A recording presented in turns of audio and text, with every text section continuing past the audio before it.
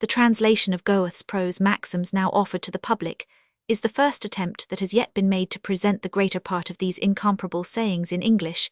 In the complete collection, they are over 1,000 in number, and not more perhaps than 150 have already found their way into our language, whether as contributions to magazines here and in America, or in volumes of miscellaneous extract from Goethe's writings. Some are at times quoted as though they were common literary property.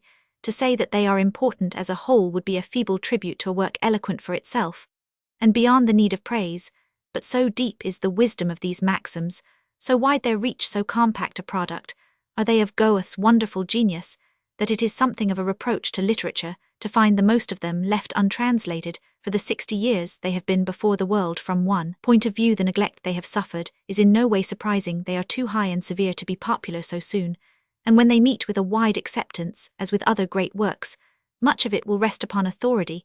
But even for the deeper side of his writings, Goethe has not been denied a fair measure of popular success.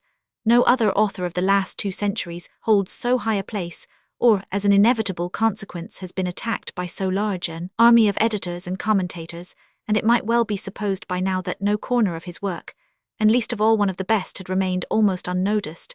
And to the majority unknown, many of these maxims were early translated into French, but with little success, and even in Germany, it was only so late as the year 1870 that they appeared in a separate form, with the addition of some sort of critical comment, and a brief explanation of their origin and history. 1. But although to what is called the reading public, these maxims are as yet no less in fact than in metaphor a closed book, its pages have long been a source of profit and delight to some of those who are best able to estimate their value. What that value is, I shall presently endeavour to explain. No one, I think, can perceive their worth without also discerning how nearly they touch the needs of our own day, and how greatly they may help us in facing certain problems of life, and conduct some of them in truth as old as the world itself, which appear to us now with peculiar force and subtlety. It was in this respect that they were warmly recommended to me some years ago by my excellent friend Professor Harnack, the historian of dogma, a writer with a fine and prudent enthusiasm for all ennobling literature. It is to him that I owe the resolve to perform for the maxims as far as I could the office of translator, humble office, but not, as I have good reason to know, without its difficulty, or as I venture to hope without its use of many of them. The language is hardly lucid even to a German, and I have gratefully to acknowledge the assistance I have received from the privilege of discussing them with so distinguished a man of letters. To Professor Huxley I am also deeply indebted. I owe him much for friendly encouragement, and still more for help of an altogether invaluable kind, for in its measure of knowledge and skill, it is admittedly beyond the power of any other living Englishman. The maxims deal not alone with life and character, where most of them are admirable, but also with certain aspects of science and art, and these are matters in which I could exercise no judgment myself, although I understood that while many of the maxims on science and art were attractive, they were not all of great merit. Professor Huxley not only did me the honour to select the maxims on science, but he was further good enough to assist me with them, and to read and approve the translation as it now stands. The weight and the interest of his authority will thus give additional value to that section of the book, and also do much to overcome the objections that exist to making a selection at all. For a selection is a necessary evil. It is an evil because even if it leaves the best, it takes away something of a man's work. If it shows us the heights he has reached, it obliterates the steps of his ascent. It endangers thoughts that may be important but imperfectly understood, and it hinders a fair and complete judgment. But in the end it is a necessity. We are concerned chiefly with the best and clearest results, and it is only the few who care to follow the elaborate details of effort and progress, often painful and obscure. There is no author with whom for most readers selection is so necessary as it is with Goethe, and in no other kind of literature is it so amply justified or so clearly desirable as where the aim is to state broad truths of life and conduct and method in a manner admitting of no mistake or uncertainty.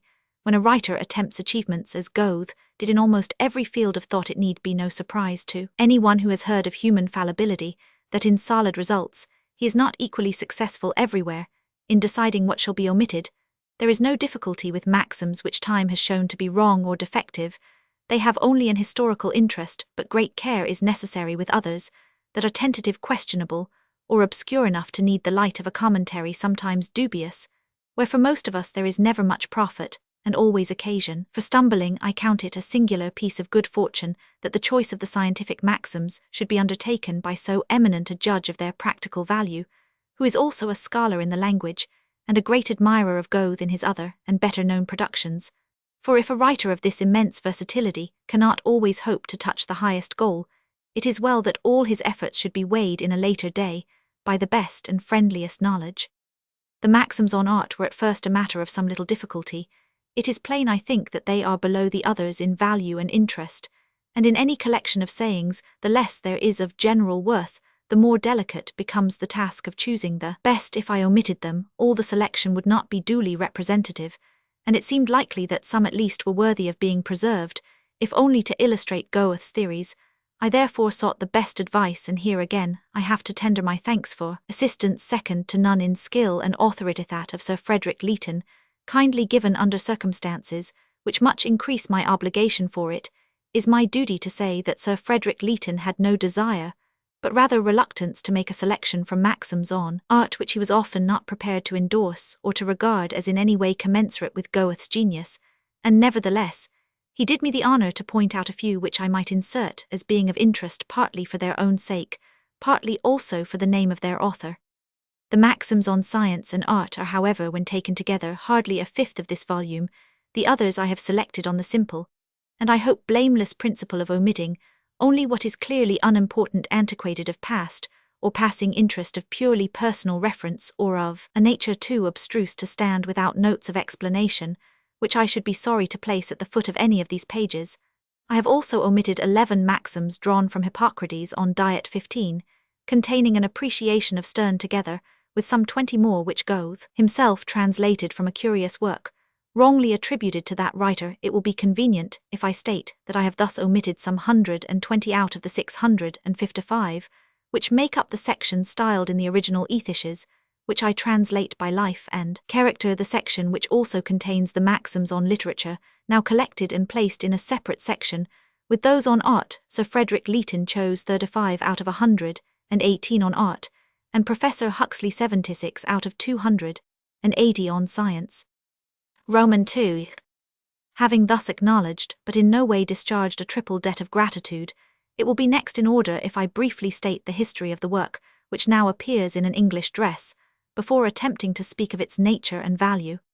The publication of the maxims belongs to the later, that is to say, the last 30 years of Goethe's life, and the greater number of them appeared only in the last 10, while some are posthumous. It is impossible to say with certainty at what period he began the observations which were afterwards to come before the world in this shape, nor is the question of any real interest.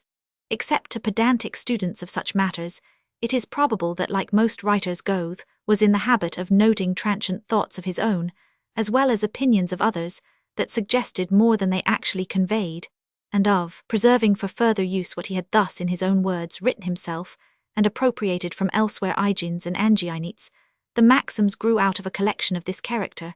It was a habit formed probably in early life for somewhere in the Leojaria work of 18 years' duration, but begun at the age of 27, makes Wilhelm Meister speak of the value of it, but there are reasons for thinking that most of the maxims as they now stand were not alone published, but also composed in his last years.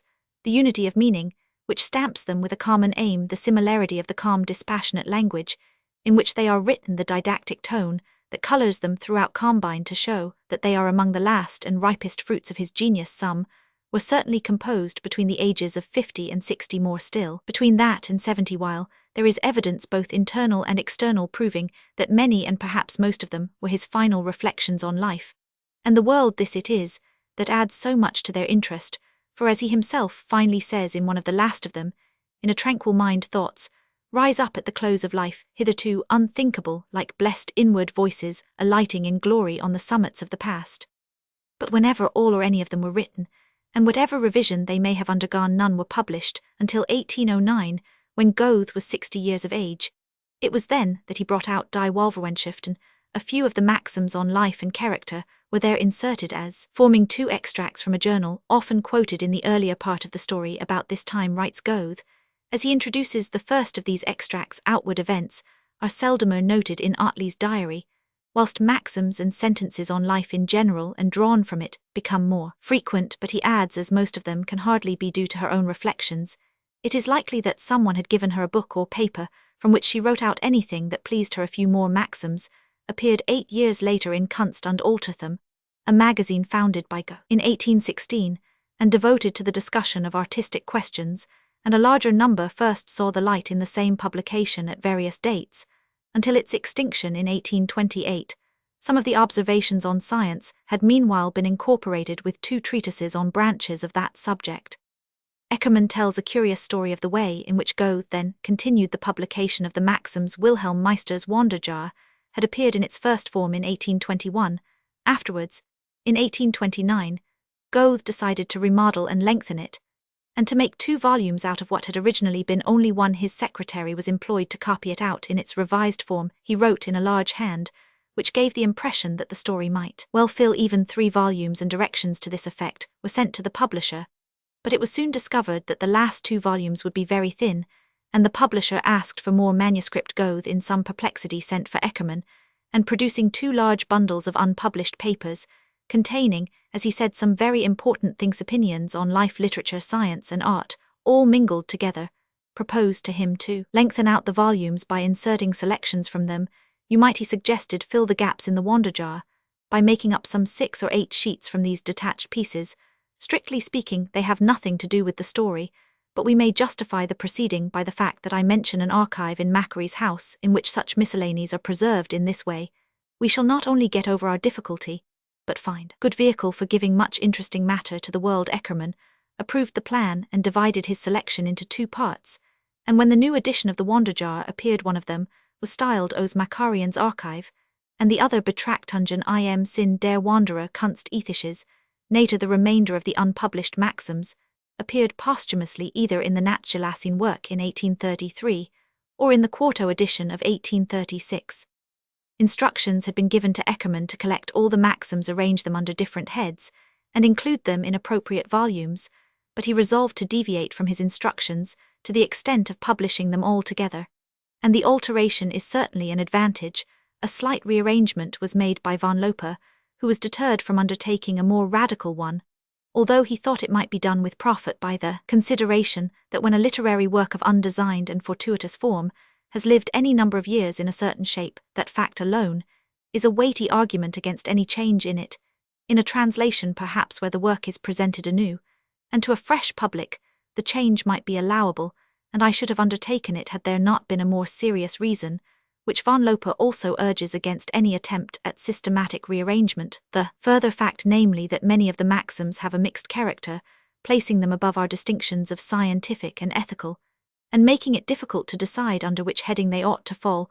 I have therefore generally followed the traditional order, with this exception, that for obvious reasons the maxims dealing with literature are here placed together, and as only a few of those on art appear in these pages, I have included them in the same section. In 1 or 2 cases, I have united closely connected maxims which are separated in the original, and for the sake of a short title I have slightly narrowed the meaning of the word sprach, which applies to any kind of shrewd, saying whether it be strictly a maxim or an aphorism. Some little liberties of this kind may, I think, be taken by a translator anxious to put the work before his own public in an orderly and convenient form.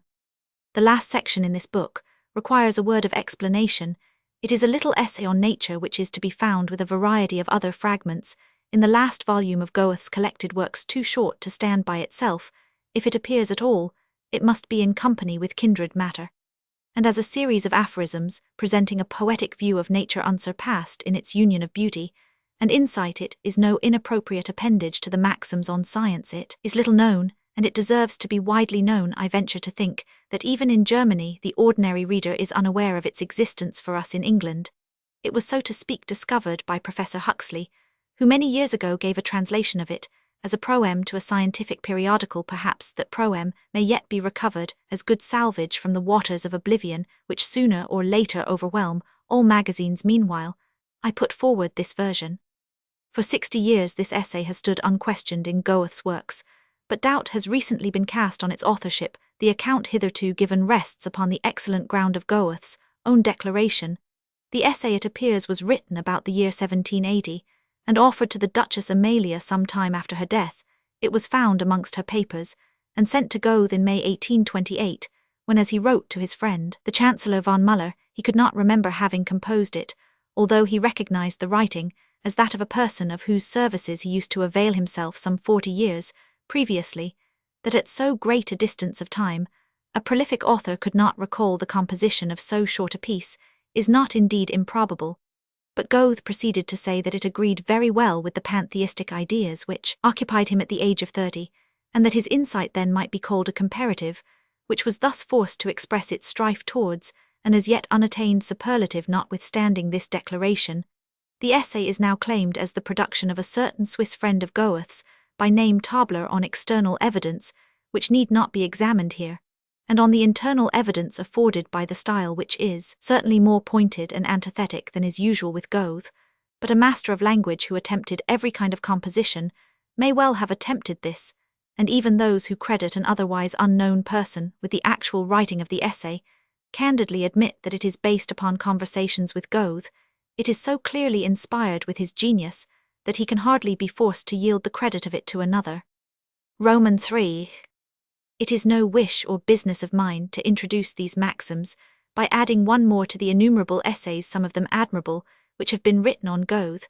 I have found the translation of one of his works a harder, and certainly a more profitable task than a general discourse on them all, and I profoundly believe that rather than read what has been written on Goethe, it is very much better to read Goethe himself.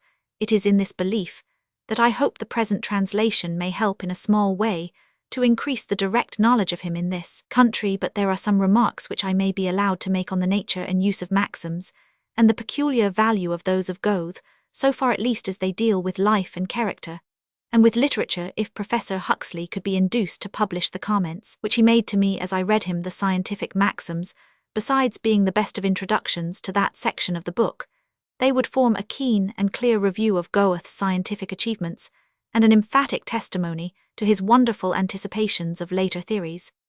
Between a maxim, an aphorism, and an apophthegm, and in a more obvious degree between these and an adage and a proverb, the etymologist and the lexicographer may easily find a distinction, but they are one and all fragments of the wisdom of life, treasured up in short pithy sentences that state or define some general truth of experience, and perhaps with an adage and a maxim enjoin its practice as a matter of conduct. In the literature of every age there have been writers who, instead of following a less severe method, thus briefly record the lessons taught them by a wide view of the doings of men, from the dim far-off beginnings of Hotep the Egyptian to the authors of the Proverbs of Solomon and the Book of Wisdom, from Theognis and Plutarch downwards to our own time. They give us the shrewdest of their thoughts, detached from the facts which gave them birth. But the professed writers of maxims are not the only or always the best authors of them. There is no great writer who is not rich in wise sentences, where we have the advantage of seeing for ourselves the train of thought that induced, and the occasion that called them forth. Terse and pregnant sayings are scattered innumerably through the pages of the finest poets, the great orators, philosophers, and historians, wherever they touch the highest level of truth and insight, be it in the lofty interpretation of life, the defense of action or policy, the analysis of character and conduct, or the record of progress. And then it is that large ideas and wide observations take on imperceptibly the nature of maxim or aphorism, illumining like points of light whole fields of thought and experience.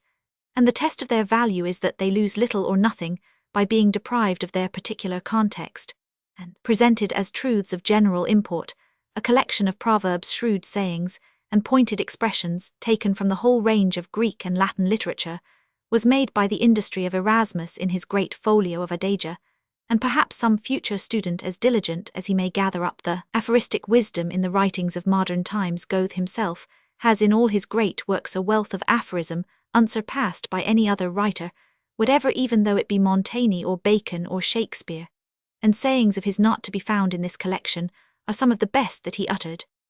The besetting sin of the maxim writer is to exaggerate one side of a matter by neglecting another to secure point and emphasis of style, by limiting the range of thought, and hence it is that most maxims present but a portion of truth and cannot be received unqualified. They must often be brought back to the test of life itself and confronted and compared with other sides of the experience they profess to embody. And when a maxim stands this trial and proves its worth, It is not every one to whom it is of value. To some, it may be a positive evil.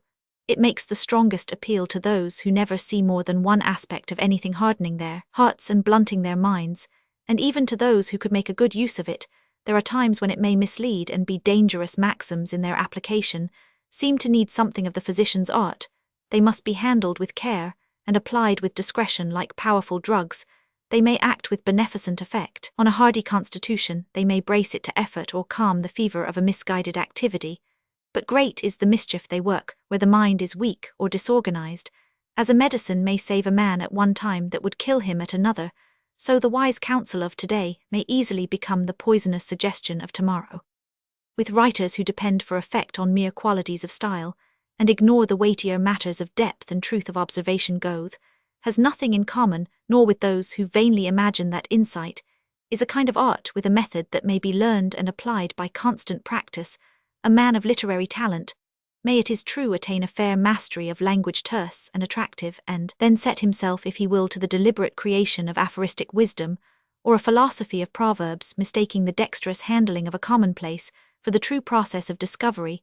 The popular literature of the last generation supplies a terrible instance of the length to which the manufacture of maxims can thus be carried for a time with immense success, and we have seen how few years suffice to carry them, and their author to obscurity. How different is the true process! The maxim that increases knowledge and enriches literature is of slow and rare appearance. It springs from a fine faculty of observation, which is in no one's arbitrament, and only less rare than the gift of utterance, which adds charm to a thought that itself strikes home with the power of impregnable truth. No amount or intensity of effort will alone produce it, but to the mind of genius it comes like a sudden revelation, flashing its light on a long course of patient attention. What we call discovery, says Goethe, is the serious exercise and activity of an original feeling for truth. It is a synthesis of world and mind, giving the most blessed assurance of the eternal harmony of things. It is then depth and truth and sanity of observation which chiefly mark these sayings of Goethe. It is no concern of his to dazzle the mind by the brilliance of his wit, nor does he labor to say things because they are striking, but only because they are true. He is always in contact with realities, always aiming at truth, and he takes a kindly and a generous view of the world. He has none of the despair that depresses, none of the malice that destroys. There are writers who profess to honor a lofty ideal by a cynical disparagement of everything that falls short of it, who unveil the selfish recesses of the heart as a mistaken stimulus to its virtues, who pay their tribute to great work by belittling human endeavor. Goethe shows us a more excellent way, touched with a profound feeling of the worth of life, the wisdom of order, the nobility of effort. He gives us an ideal to pursue, and shows us the means of pursuing it out of the fullness of a large experience unique in the history of literature. He unfolds the scheme of a practicable perfection, and enforces the lessons he has learned from the steady, passionless, and undaunted observation of human affairs. To Goethe these sayings were merely reflections or opinions. It is his literary executors and his editors who called them by more ambitious titles, so as to challenge a comparison with certain other famous books of wise thought. They are the reflections of a long life, rich in all the intellectual treasures of the world, in its versatility, amazing in its insight, well-nigh fathomless, a life that in his own words approached the infinite by following the finite on every side. Such a man need only speak to utter something important, and we on our part need only remember how wide was the range of his knowledge, how full and complete his existence, to set the utmost value on his reflections at the end of it, but that he knew nothing of the pinch of poverty, and was spared the horrors of disease, that he suffered no great misfortune, and basked in the bright side of the world, free from the ills that come to most men. There was no page of the book of life that was not thrown open to him. The things of the mind, the things of art, the things of nature in their theory, and in their practice, he had worked at them all, regarding them as so many varied manifestations of an eternal idea in itself, inscrutable and here unattainable.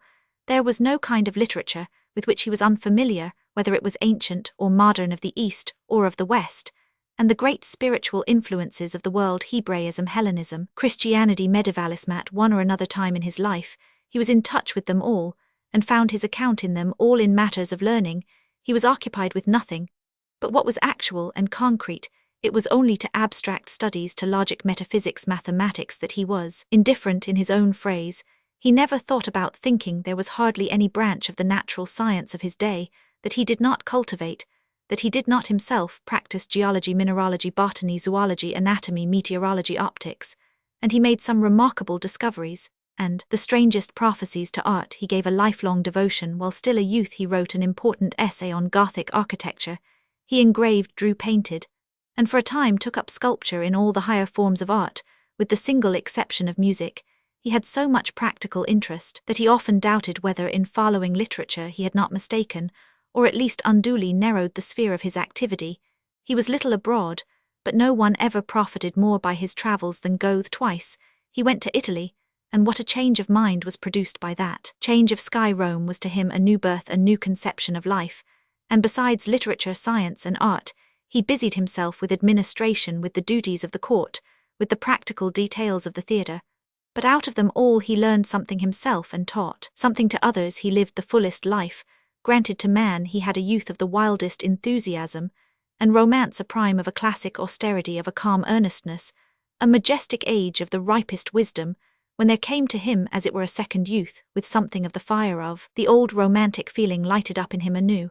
And out of all these prodigious efforts in so many directions, he passed unharmed and never lost himself. He steadily pursued his own task, and refused to be drawn aside. He stood aloof from the controversies of his time, the battles of belief, philosophical systems, French revolutions, wars of liberation, struggles of democracy and nationality. These things moved him little or not at all. But he is not on that account to be held, as some foolish critics have held him, indifferent, selfish, or less serious, or less complete a man than his fellows. He did the best in anyone's power. He resolutely kept to his own business, and neither heeding nor resting worked at his own high aims in the struggle not merely to learn and to know but to act and to do. He felt profoundly that the best anyone can achieve for himself is often the best he can achieve for others. The whole moral of Wilhelm Meister is that a man's first and greatest duty, whether to others or to himself, is to see that his business in life is a worthy one, and suited to his capacities. If he discovers his vocation and pursues it steadily, he will make his outer life of the greatest use and service to the world, and at the same time produce the utmost harmony within. That was what Goethe tried to do in his own person, and he laboured at his self-imposed task with a perseverance, a real unselfishness, and a determination entirely admirable. It is almost the last fruit of this life of concentrated activity, the final outcome of this indomitable character, that is here put before us, and we shall find that to the complex phenomena of the world Goethe applied no other measure but reason and the nature and needs of man. With a full consciousness of the mysteries that surround our existence, he never made the futile endeavour to pass beyond the bounds of present knowledge and experience, or to resolve contradictions by manipulating the facts. In these detached reflections, he does indeed propound a theory and sketch out a system of conduct, but they cannot, like the thoughts of Pascal for instance, be brought under a single and definite point of view. They are a mirror of life itself, and the inner and outer facts of life in all their diversity. The unity they possess is the unity that is stamped upon them by the all-embracing personality of their author, always and unweariedly striving to make his life systematic, distinct, and fruitful, and to judge them as a whole. A man must be able to fathom so great a genius, but to every one in every walk of life Goethe has a word of wise counsel, as though he understood every form of existence, and could enter into its needs. In a fine passage in the Wanderjahr, he likens the thought that thus in wondrous fashion takes 1,000 particular shapes to a mass of quicksilver which, as it falls, separates into innumerable globules spreading out on all sides. And while these sayings may present thoughts in seeming contradiction one with another, as the moment that called them forth presented this or that side of experience, their inmost nature is a common tendency to realize a great ideal of life. It is little they owe to the form in which they are cast. They are not the elements of an artistic whole, which must be seized before we can understand the full meaning of its parts. They are a miscellaneous record of the shrewdest observation, and to read them as they should be read, a few at a time, is like the opportunity of repeated converse with a man of extraordinary gifts, great insight, and the widest culture, who touches profoundly and suggestively now on this, now on that aspect of life and the world, and the progress of knowledge. It is the fruit of his own experience that Goethe gives us, and we shall do well to think of it as he himself thought of another book, and to bear in mind that every word which we take in a general sense and apply to ourselves had under certain circumstances of time, and place a peculiar, special, and directly individual references. Goethe is no exception to the rest of mankind in not being equally wise at all times, And in the maxims there are degrees of value, they do not all shine with the like brilliance. Some of them are valuable only for what they suggest of some again. It is easy to see that they appear as matters of speculation, rather than as certainties they raise difficulties ask for criticism if possible correction or it may be they call attention to the contrary view, and invite a harmony of opposites. Some of them make a great demand upon our ability to understand a proverb, and the interpretation the words of the wise, and their dark sayings their value, sometimes depends on the way they are viewed, the culture brought to their understanding, the temper in which they are approached. We look at them, and at first admire, we change our point of view, and find something to criticize and dispute. The obscurity of maxims, as Goethe reminds us, is only relative. Not everything can be explained to the reader which was present to the mind of the writer. Some of them seem at first to be of little interest. On one side they may even repel, but from another they attract again, and win perhaps a partial approval. They seem to move as we change our position, and to be without fixed or certain character. But some again are so clear and unmistakable, so immeasurably above criticism or objection, that like the furthest of the stars, they have no parallax. Whatever position we take, their light is steadfast. Let no one suppose that in the main Goethe's reflections on life had never been made before, that it was not so. No one knew better than he. As a preface and note of warning to them all, he reiterates the words of the preacher, "There is no new thing under the sun." Yes, says Goethe, there is nothing worth thinking, but it has been thought before. We must only try to think it again.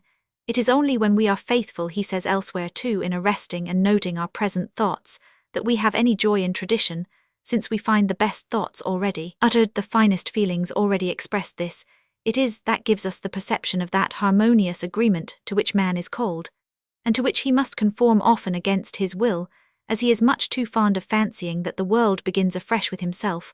What Goethe means is that we shall do best to find out the truth of all things for ourselves, for on one side truth is individual, and that we shall be happy if our individual truth is also universal, or accords with the wisest thought of the past. It is in this practical light that we must view the maxims, and not as mere academic generalities. It is easy to read them in an hour, and forget them as soon. Easy to view them with a tepid interest as the work of a great author, but no one will fully understand the value of any of them who has not experience enough to know its truth. Well is it for us if with the experience we also gain the truth.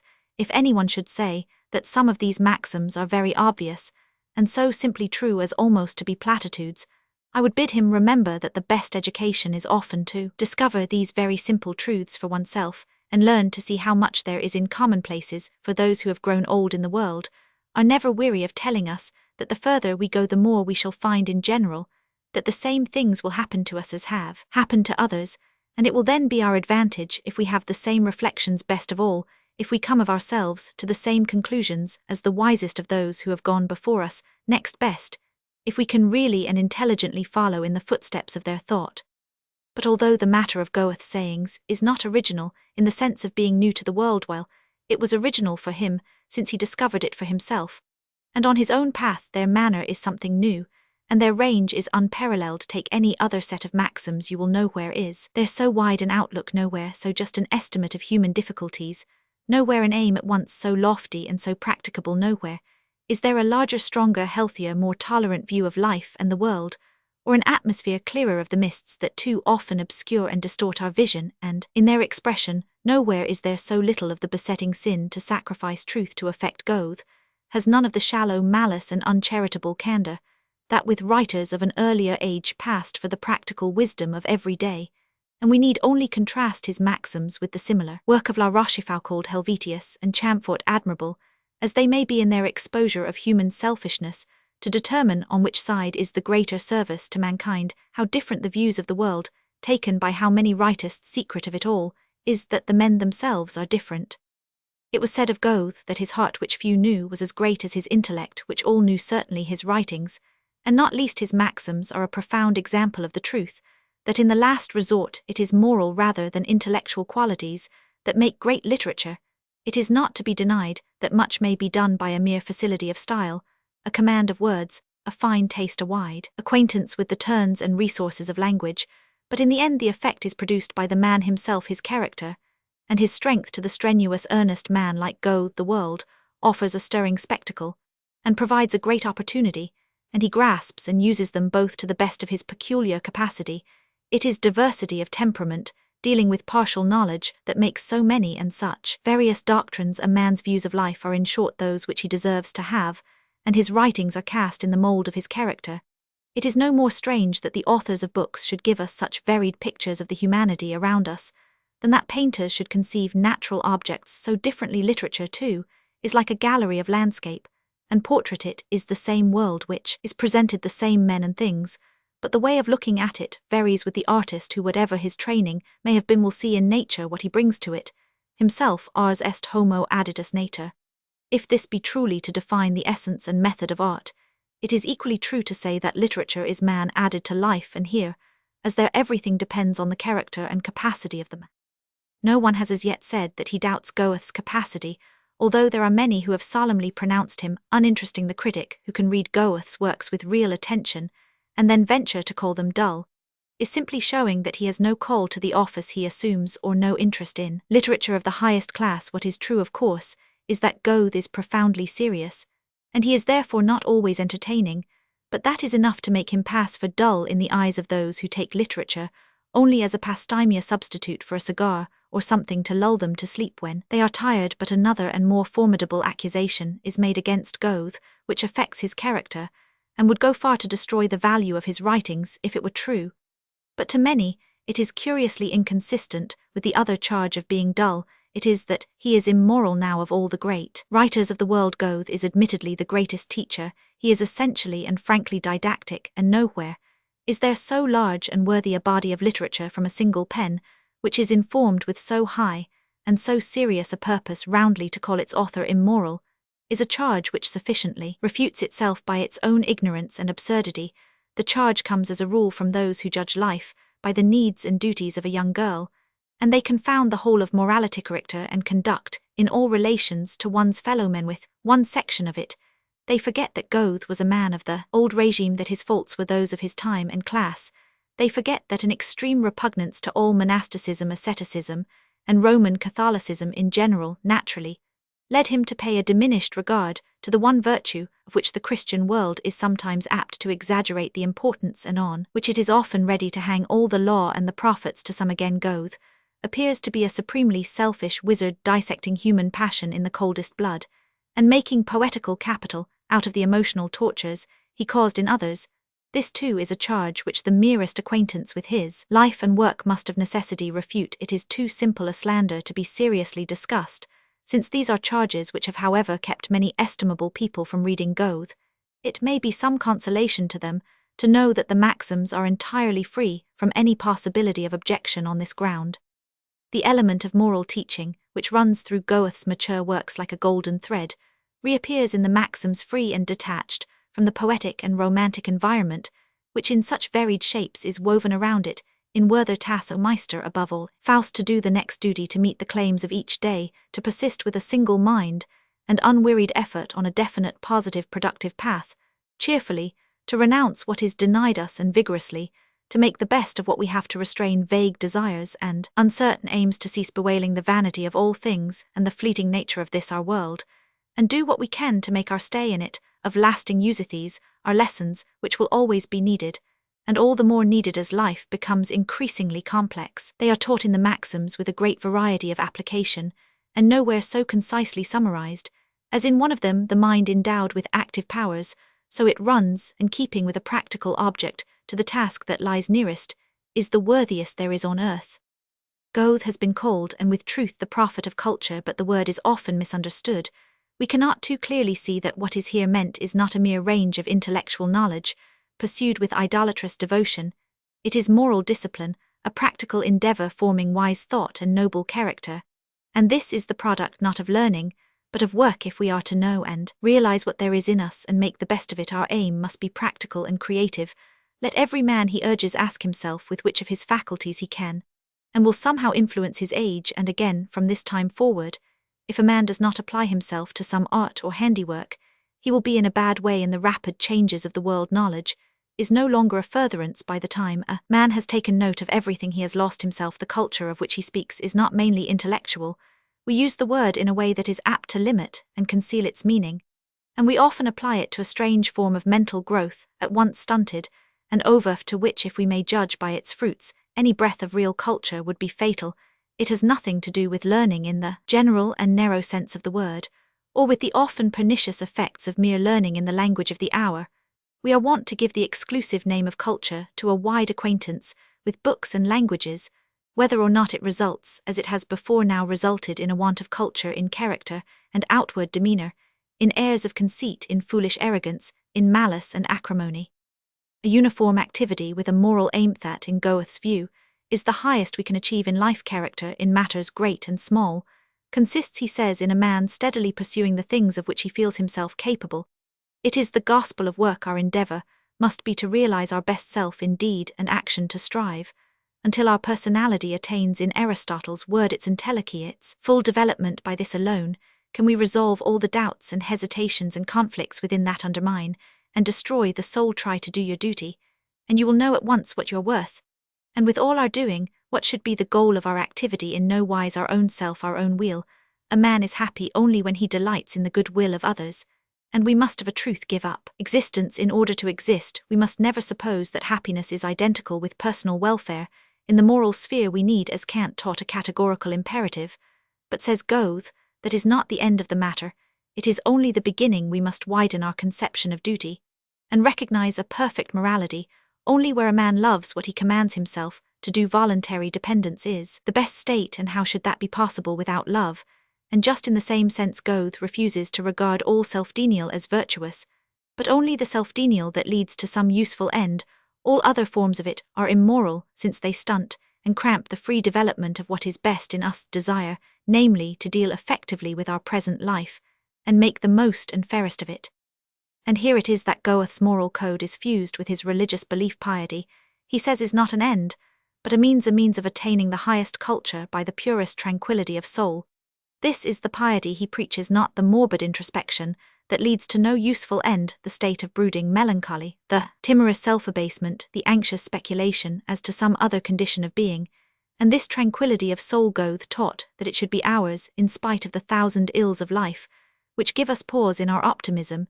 It is attained by the firm assurance that somewhere and somehow a power exists that makes for moral good, that our moral endeavours are met, so to speak, halfway by a moral order in the universe, which comes to the aid of individual effort. And the sum and substance of his teaching, whether in the Maxims or in any other of his mature productions, is that we must resign ourselves to this power in gratitude and reverence towards it and all its manifestations in whatever is good and beautiful. This is Goethe's strong faith, his perfect and serene trust. He finally shadows it forth in the closing words of Pandora, where Aeneas proclaims that the work of the gods is to lead our efforts to the eternal good, and that we must give them free play. Was zu wünschen ist ihr untenfold ease. Was zu geben sei die Wissens droben. Groß beginnet ihr Titinen aber laten. Zu dem uig guten uig skonen.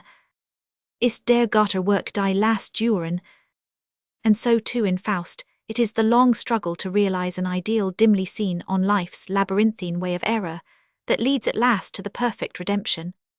Were immer strebend sich bemüht. Den können wir erlösen. And throughout the perplexities of life and the world, where all things are but signs and tokens of some inner and hidden reality, it is the ideal of love and service, des ewig Weiblich, that draws us on.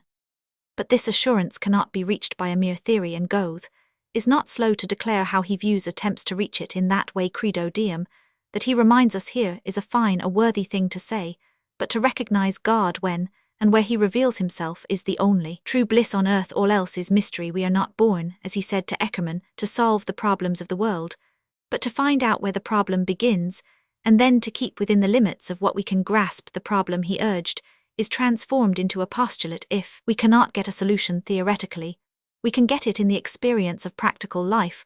We reach it by the use of an active skepticism, of which he says that it continually aims at overcoming itself, and arriving by means of regulated experience at a kind of conditioned certainty. But he would have nothing to do with doctrinal systems, and like Schiller professed none of the forms of religion from a feeling of religion itself. To see how he views some particular questions of theology, the reader may turn with profit to his maxims on the Reformation and early Christianity, and to his admirable remarks on the use and abuse of the Bible. The basis of religion was for him its own earnestness, and it was not always needful, he held, for truth to take a definite shape. It is enough if it hovers about us like spirit and produces harmony, I believe he said to Eckermann in God and Nature, and the victory of good over evil.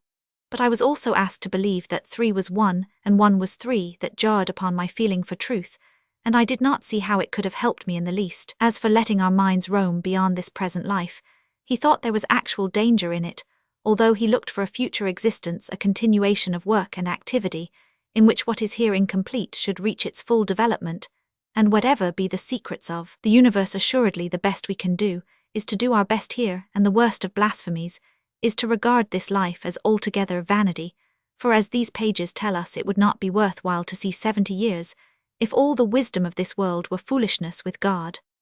In Goethe we pass as over a bridge from the 18th century to the 19th, but though he lived to see a third of the 19th century, he hardly belongs to it. Of its political characteristics he had few or none. He was no democrat as the prophet of inward culture. He took the French Revolution for a disturbance and interruption and not a development in the progress of the world's history, and for all its horrors and the pernicious demoralization of its leaders, he had the profoundest aversion. But afterwards he came to see that it had beneficial results, that a revolution is ultimately never the fault of the people, but of the injustice and incapacity of the government, and that where there is a real necessity for a great reform, the old leaven must be rooted out. 3. But he knew the danger of such a process, and he indicates it here in an admirable saying. Before the French Revolution, it was all effort; afterwards it all changed to demand, and this may be supplemented by his opinion on the nature of revolutionary sentiments. Men think they would be well off if they were not ruled, and fail to perceive that they can rule neither themselves nor others. And if he had thus no theoretical sympathy with democratic movements, he had little feeling for that other great political tendency of our time, a nationality, convinced, as he was, that interest in the weal and woe of another people is always a mark of the highest culture. But apart from politics, there is one characteristic of our own time in which he fully and especially shares, if only for the reason that he did much himself to produce it, and herein he has influenced us profoundly, and is influencing us still. The 19th century has this advantage over every preceding age, that in it for the first time honest doubt, instead of distinguishing a few, has become a common virtue. Goethe is one of the surest and safest of those who have led the transition. We praise the 18th century, he writes, for concerning itself chiefly with analysis. The task remaining to the 19th is to discover the false syntheses which prevail, and to analyze their contents anew. Of the aim of analysis and the proper course of inquiry, no one has given a better account than Goethe in what he says in the words I have quoted about active skepticism, and in the sphere of morals and religion. It will perhaps be found hereafter that he has contributed in some degree at least to the attainment of that conditioned certainty for which, as we hope, all our efforts are made. In the Maxims on Literature there is some excellent criticism on literary methods, and much that may well be taken to heart by certain writers of our own day. Goethe had little but rebuke for the whole of the Romantic movement, which began in his old age. The German form of it he thought unnatural, and at best a conventional imitation of an earlier period, and the French form, of which Victor Hugo was then the rising star, he thought a perversion of naturalism, an exaggeration of it, until it became insipid or merely revolting to Byron alone. He gave the tribute of the most ungrudging admiration in the opposition between classicism and romanticism. He declined to take him for a follower of either, but as the complete representative of his own time. The maxim that the classical is health and the romantic disease may not altogether commend itself to us now, but with wonderful insight Goethe foresaw the direction in which the romantic movement would lead. The romantic, he says here, is already fallen into its own abysm. It is hard to imagine anything more degraded than the worst of the productions. If he could have said this 2 generations ago, what would he have said now? How could he have spoken without contempt of those who make all that is common and unclean in itself a subject with which literature may properly be occupied? These are the writers who profess to be realists under a completely mistaken notion of what realism means as applied to art, and to them the chief realities seem to be just the very things that decent people keep out of sight. They forget that in literature, as in all art, the dominating realities are the highest ideals. As an antidote to this poison of corruption, Goethe pointed to the ancient world, and bid us study there the types of the loftiest manhood bodies, which rot while they are still alive and are edified by the detailed contemplation of their own decay. Dead men, who remain in the world for the ruin of others, and feed their death on the livingto. This, he exclaimed, have come our makers of literature, when the same thing happened in antiquity. It was only as a strange token of some rare disease. But with the moderns, the disease has become endemic and epidemic, akin to these pseudo-realists, and coming under the same ban are some of our modern novel writers who do indeed avoid the depth of degradation, but try to move the feelings by dwelling in a similar fashion on matters which are not and never can be fit subjects of literary treatment, such as painful deaths by horrible distempers, or the minute details of prolonged operations. It is poor skill that cannot find material enough in the moral sufferings of men and women, and is driven to seek effect in descriptions of disease and surgery, surely in any literature worthy of the name. These are topics which a richer imagination and a more prolific art would have found unnecessary, and better taste would have left undescribed. To another class of writers, those who handle a pretty pen without having anything definite to present or anything important to say, Goethe has also an applicable word. It is a class which is always increasing in number, and tends to increase in talent. We may admit that second or third-rate work, especially in poetry, was never before done so well as it is done now, and still, we may find some useful truth in a distinction which Goethe drew for the benefit of the minor poets, and the minor prose writers of his own age. Productions are now possible, he said, which without being bad have no value. They have no value because they contain nothing, and they are not bad because a general form of workmanship is present to the author's mind.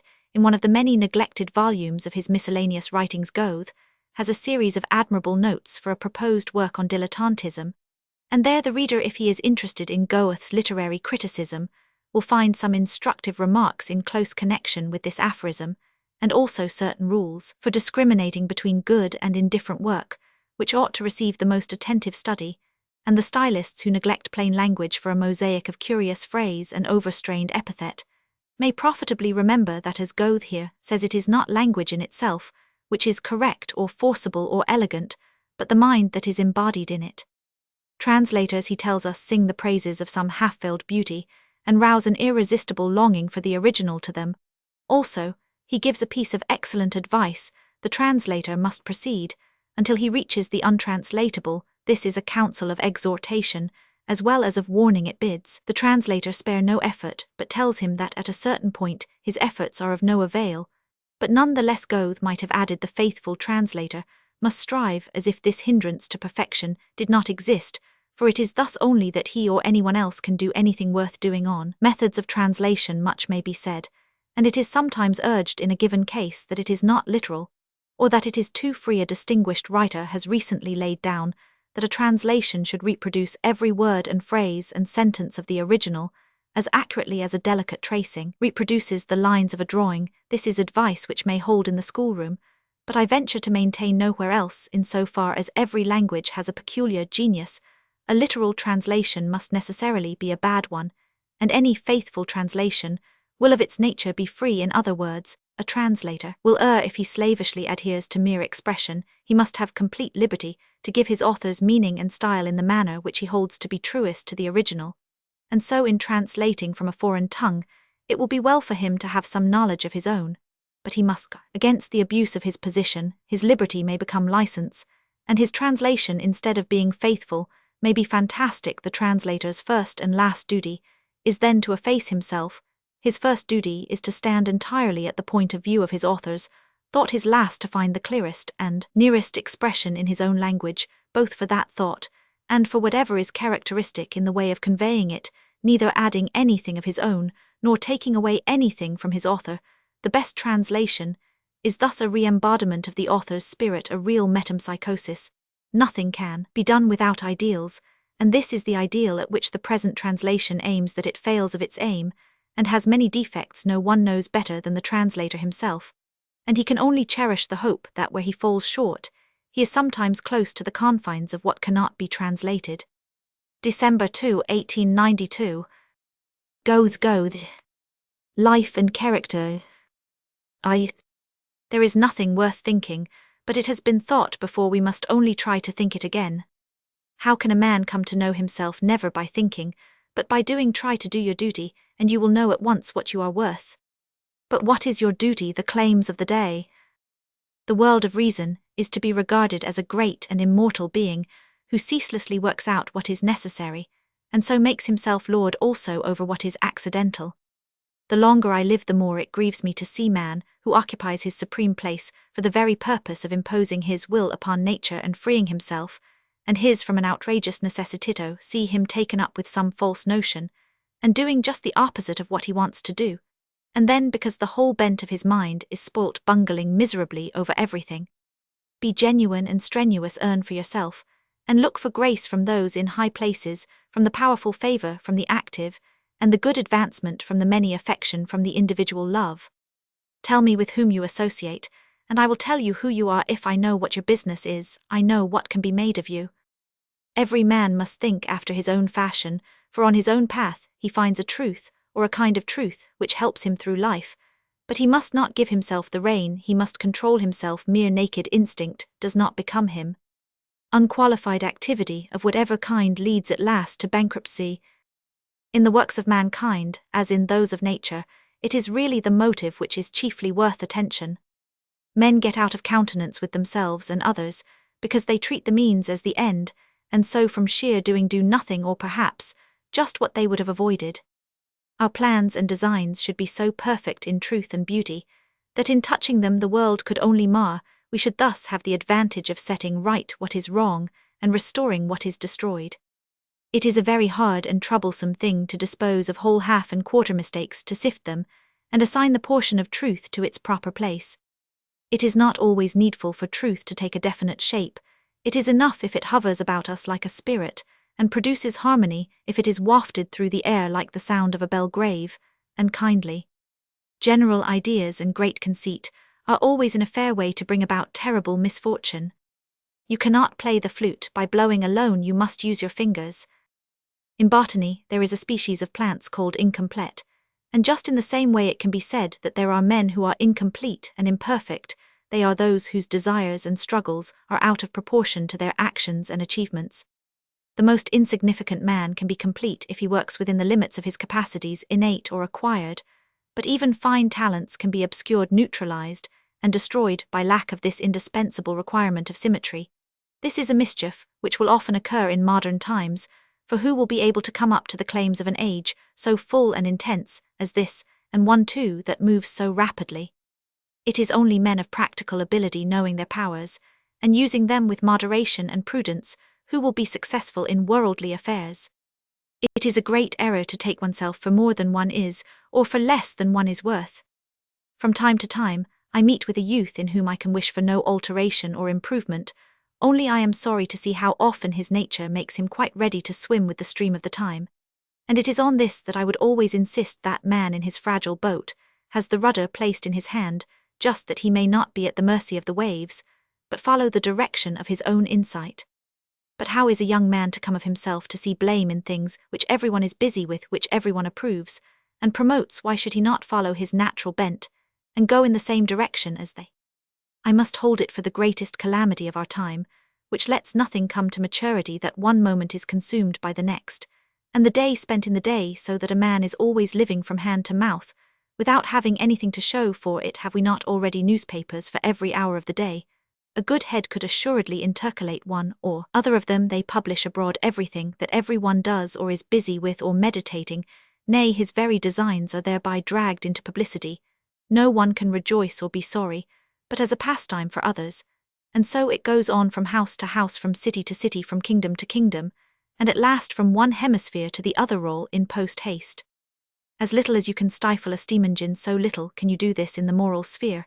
Either the activity of commerce, the rush and rustle of paper money, the swelling up of debts to pay debt-soul, these are the monstrous elements to which in these days a young man is exposed. Well is it for him, if he is gifted by nature with a sober, quiet temperament, neither to make claims on the world out of all proportion to his position, nor yet let the world determine it. But on all sides he is threatened by the spirit of the day, and nothing is more needful than to make him see early enough the direction in which his will has to steer. The significance of the most harmless words and actions grows with the years, and if I see anyone about me for any length of time, I always try to show him the difference there is between sincerity, confidence, and indiscretion, nay, that in truth there is no difference at all, but a gentle transition from what is most innocent to what is most hurtful, a transition which must be perceived, or rather felt. Herein we must exercise our tact, otherwise in the very way in which we have won the favour of mankind, we run the risk of trifling it away again, unawares. This is a lesson which a man learns quite well for himself in the course of life. but only after having paid a dear price for it, nor can he unhappily spare his posterity a like expenditure. Love of truth shows itself in this, that a man knows how to find and value the good in everything. Character calls forth character. If I am to listen to another man's opinion, it must be expressed positively. Of things problematical, I have enough in myself. Superstition is a part of the very being of humanity, and when we fancy that we are banishing it altogether, it takes refuge in the strangest nooks and corners, and then suddenly comes forth again, as soon as it believes itself at all safe. I keep silence about many things, for I do not want to put people out of countenance, and I am well content if they are pleased with things that annoy me.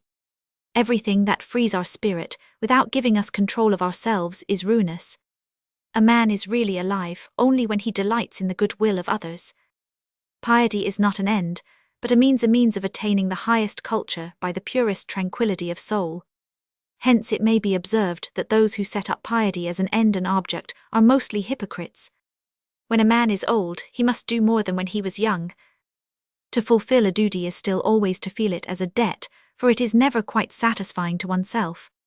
Defects are perceived only by one who has no love therefore to see them. A man must become uncharitable, but not more so than is necessary for the purpose. The greatest piece of good fortune is that which corrects our deficiencies and redeems our mistakes. Reading ought to mean understanding, writing ought to mean knowing something, believing ought to mean comprehending.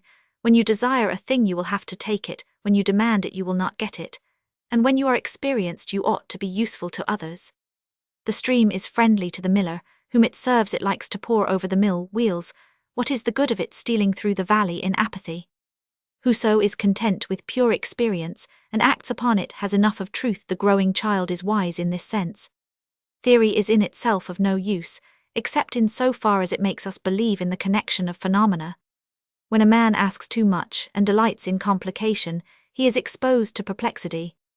Thinking by means of analogies is not to be condemned. Analogy has this advantage that it comes to no conclusion, and does not in truth aim at finality at all. Induction, on the contrary, is fatal, for it sets up an object, and keeps it in view, and working on towards it drags false and true with it in its train. The absent works upon us by tradition. The usual form of it may be called historical. A higher form, akin to the imaginative faculty, is the mythical. If some third form of it is to be sought behind this last, and it has any meaning, it is transformed into the mystical. It also easily becomes sentimental, so that we appropriate to our use only what suits us. In contemplation, as in action, we must distinguish between what may be attained, and what is unattainable. Without this little can be achieved either in life or in knowledge. Le sens commune est le génie de l'humanité. Common sense, which is here put forward as the genius of humanity, must be examined, first of all, in the way it shows itself. If we inquire the purpose to which humanity puts it, we find as follows: humanity is conditioned by needs. If they are not satisfied, men become impatient, and if they are, it seems not to affect them. The normal man moves between these two states, and he applies his understanding, his so-called common sensito, the satisfaction of his needs. When his needs are satisfied, his task is to fill up the waste spaces of indifference. Here too he is successful, if his needs are confined to what is nearest and most necessary. But if they rise and pass beyond the sphere of ordinary wants, common sense is no longer sufficient, it is a genius no more, and humanity enters on the region of error. There is no piece of foolishness, but it can be corrected by intelligence, or accident; no piece of wisdom, but it can miscarry by lack of intelligence or by accident. Every great idea is a tyrant when it first appears, hence the advantages which it produces change all too quickly into disadvantages. It is possible then to defend and praise any institution that exists if its beginnings are brought to remembrance, and it is shown that everything which was true of it at the beginning is true of it still. Lessing, who chafed under the sense of various limitations, makes one of his characters say, "No one must do anything." A clever, pious man said, "If a man will something, he must do it." A third, who was, it is true, an educated man, added, "Will follows upon insight." The circle of knowledge, will, and necessity was thus believed to have been completed. But as a rule, a man's knowledge of whatever kind it may be determines what he shall do, and what he shall leave undone, and so it is that there is no more terrible sight than ignorance in action. There are two powers that make for peace: what is right, and what is fitting. Justice insists on obligation, law on decorum. Justice weighs and decides, law superintends and orders. Justice refers to the individual, law to society. The history of knowledge is a great fugue, in which the voices of the nations one after the other emerge. Roman 2. If a man is to achieve all that is asked of him, he must take himself for more than he is, and as long as he does not carry it to an absurd length, we willingly put up with it. Work makes companionship. People whip curds to see if they cannot make cream of them. It is much easier to put yourself in the position of a mind taken up with the most absolute error than of one which mirrors to itself half-truths. Wisdom lies only in truth. When I err, everyone can see it, but not when I lie. Is not the world full enough of riddles already, without our making riddles too out of the simplest phenomena? The finest hair throws a shadow. Erasmus. What I have tried to do in my life through false tendencies, I have at last learned to understand. Generosity wins favor for every one, especially when it is accompanied by modesty. Before the storm breaks, the dust rises violently for the last time of dust that is soon to be laid forever. Men do not come to know one another easily, even with the best will and the best purpose, and then ill will comes in and distorts everything. We should know one another better if one man were not so anxious to put himself on an equality with another. Eminent men are therefore in a worse plight than others, for as we cannot compare ourselves with them, we are on the watch for them. In the world the point is not to know men, but at any given moment to be cleverer than the man who stands before you. You can prove this at every fair and from every charlatan. Not everywhere where there is water are there frogs, but where you have frogs there you will find water. Error is quite right as long as we are young, but we must not carry it on with us into our old age. Whims and eccentricities that grow stale are all useless rank nonsense. In the formation of species, nature gets as it were into a cul-de-sac. She cannot make her way through, and is disinclined to turn back, hence the stubbornness of national character. Every one has something in his nature which, if he were to express it openly, would of necessity give offence. If a man thinks about his physical or moral condition, he generally finds that he is Roman 99. Nature asks that a man should sometimes be stupefied, without going to sleep, hence the pleasure in the smoking of tobacco, the drinking of brandy, the use of opiates. The man who is up and doing should see to it that what he does is right. Whether or not right is done is a matter which should not trouble him. Many a man knocks about on the wall with his hammer, and believes that he hits the right nail on the head every time. Painting and tattooing of the body is a return to animalism. History writing is a way of getting rid of the past. What a man does not understand, he does not possess. Not everyone who has a pregnant thought delivered to him becomes productive. It probably makes him think of something with which he is quite familiar. Favor as a symbol of sovereignty is exercised by weak men. Every man has enough power left to carry out that of which he is convinced. Memory may vanish so long as at the moment judgment does not fail you. No nation gains the power of judgment, except it can pass judgment on itself, but to attain this great privilege takes a very long time. Instead of contradicting my words, people ought to act in my spirit. Those who oppose intellectual truths do but stir up the fire, and the cinders fly about, and burn what they had else not touched. Man would not be the finest creature in the world if he were not too fine for it. What a long time people were vainly disputing about the antipodes. Certain minds must be allowed their peculiarities. Snow is false purity. Whoso shrinks from ideas ends by having nothing but sensations. Those from whom we are always learning are rightly called our masters, but not everyone who teaches us deserves this title. It is with you, as with the sea, the most varied names are given to what is in the end only salt water.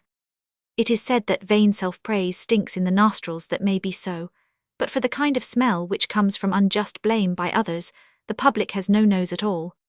There are problematical natures which are equal to no position in which they find themselves, and which no position satisfies. This it is that causes that hideous conflict which wastes life and deprives it of all pleasure.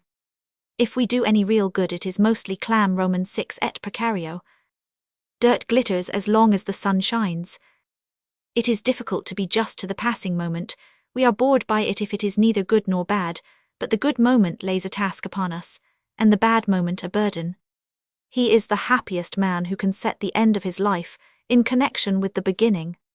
So obstinately contradictory is man that you cannot compel him to his advantage, yet he yields before everything that forces him to his hurt. Forethought is simple, afterthought manifold. A state of things in which every day brings some new trouble is not the right one. When people suffer by failing to look before them, nothing is commoner than trying to look out for some possible remedy. The Hindus of the desert make a solemn vow to eat no fish. To venture an opinion is like moving a piece at chess. It may be taken, but it forms the beginning of a game that is won.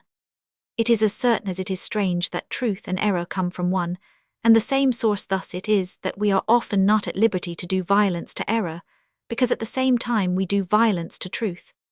Truth belongs to the man, error to his age. This is why it has been said that, while the misfortune of the age caused his error, the force of his soul made him emerge from the error with glory. Every one has his peculiarities, and cannot get rid of them, and yet many a one is destroyed by his peculiarities, and those too of the most innocent kind. If a man does think too much of himself, he is more than he believes himself to be. In art and knowledge, as also in deed and action, everything depends on a pure apprehension of the object, and a treatment of it according to its nature. When intelligent and sensible people despise knowledge in their old age, it is only because they have asked too much of it and of themselves. I pity those who make much ado about the transitory nature of all things, and are lost in the contemplation of earthly vanity. Are we not here to make the transitory permanent? This we can do only if we know how to value both. A rainbow which lasts a quarter of an hour is looked at no more. It used to happen, and still happens to me, to take no pleasure in a work of art at the first sight of it, because it is too much for me, but if I suspect any merit in it, I try to get at it, and then I never fail to make the most gratifying discoveristo, find new qualities in the work itself, and new faculties in myself. Faith is private capital, kept in one's own house. There are public savings banks and loan offices, which supply individuals in their day of need, but here the creditor quietly takes his interest for himself. Real obscurantism is not to hinder the spread of what is true, clear, and useful, but to bring into vogue what is false. During a prolonged study of the lives of various men, both great and small, I came upon this thought in the web of the world. The one may well be regarded as the warp, the other as the woof. It is the little men, after all, who give breadth to the web, and the great men firmness and solidity, perhaps also the addition of some sort of pattern, but the scissors of the fates determine its length, and to that all the rest must join in submitting itself. Truth is a torch, but a huge one, and so it is only with blinking eyes that we all of us try to get past it in actual terror of being burnt. The wise have much in common with one another, shyless. The really foolish thing in men who are otherwise intelligent is that they fail to understand what another person says when he does not exactly hit upon the right way of saying it. Because a man speaks, he thinks he is able to speak about language. One need only grow old to become gentler in one's judgments. I see no fault committed which I could not have committed myself. The man who acts never has any conscience. No one has any conscience but the man who thinks. Why should those who are happy expect one who is miserable to die before them in a graceful attitude, like the gladiator before the Roman mob? Someone asked Timon about the education of his children. Let them, he said, be instructed in that which they will never understand. There are people whom I wish well, and would that I could wish better. By force of habit, we look at a clock that has run down as if it were still going, and we gaze at the face of a beauty as though she still loved. Hatred is active displeasure, envy passive. We need not wonder that envy turns so soon to hatred. There is something magical in rhythm. It even makes us believe that we possess the sublime. Dilettantism treated seriously, and knowledge pursued mechanically, end by becoming pedantry. No one but the master can promote the cause of art. Patrons help the master. That is right and proper, but that does not always mean that art is helped.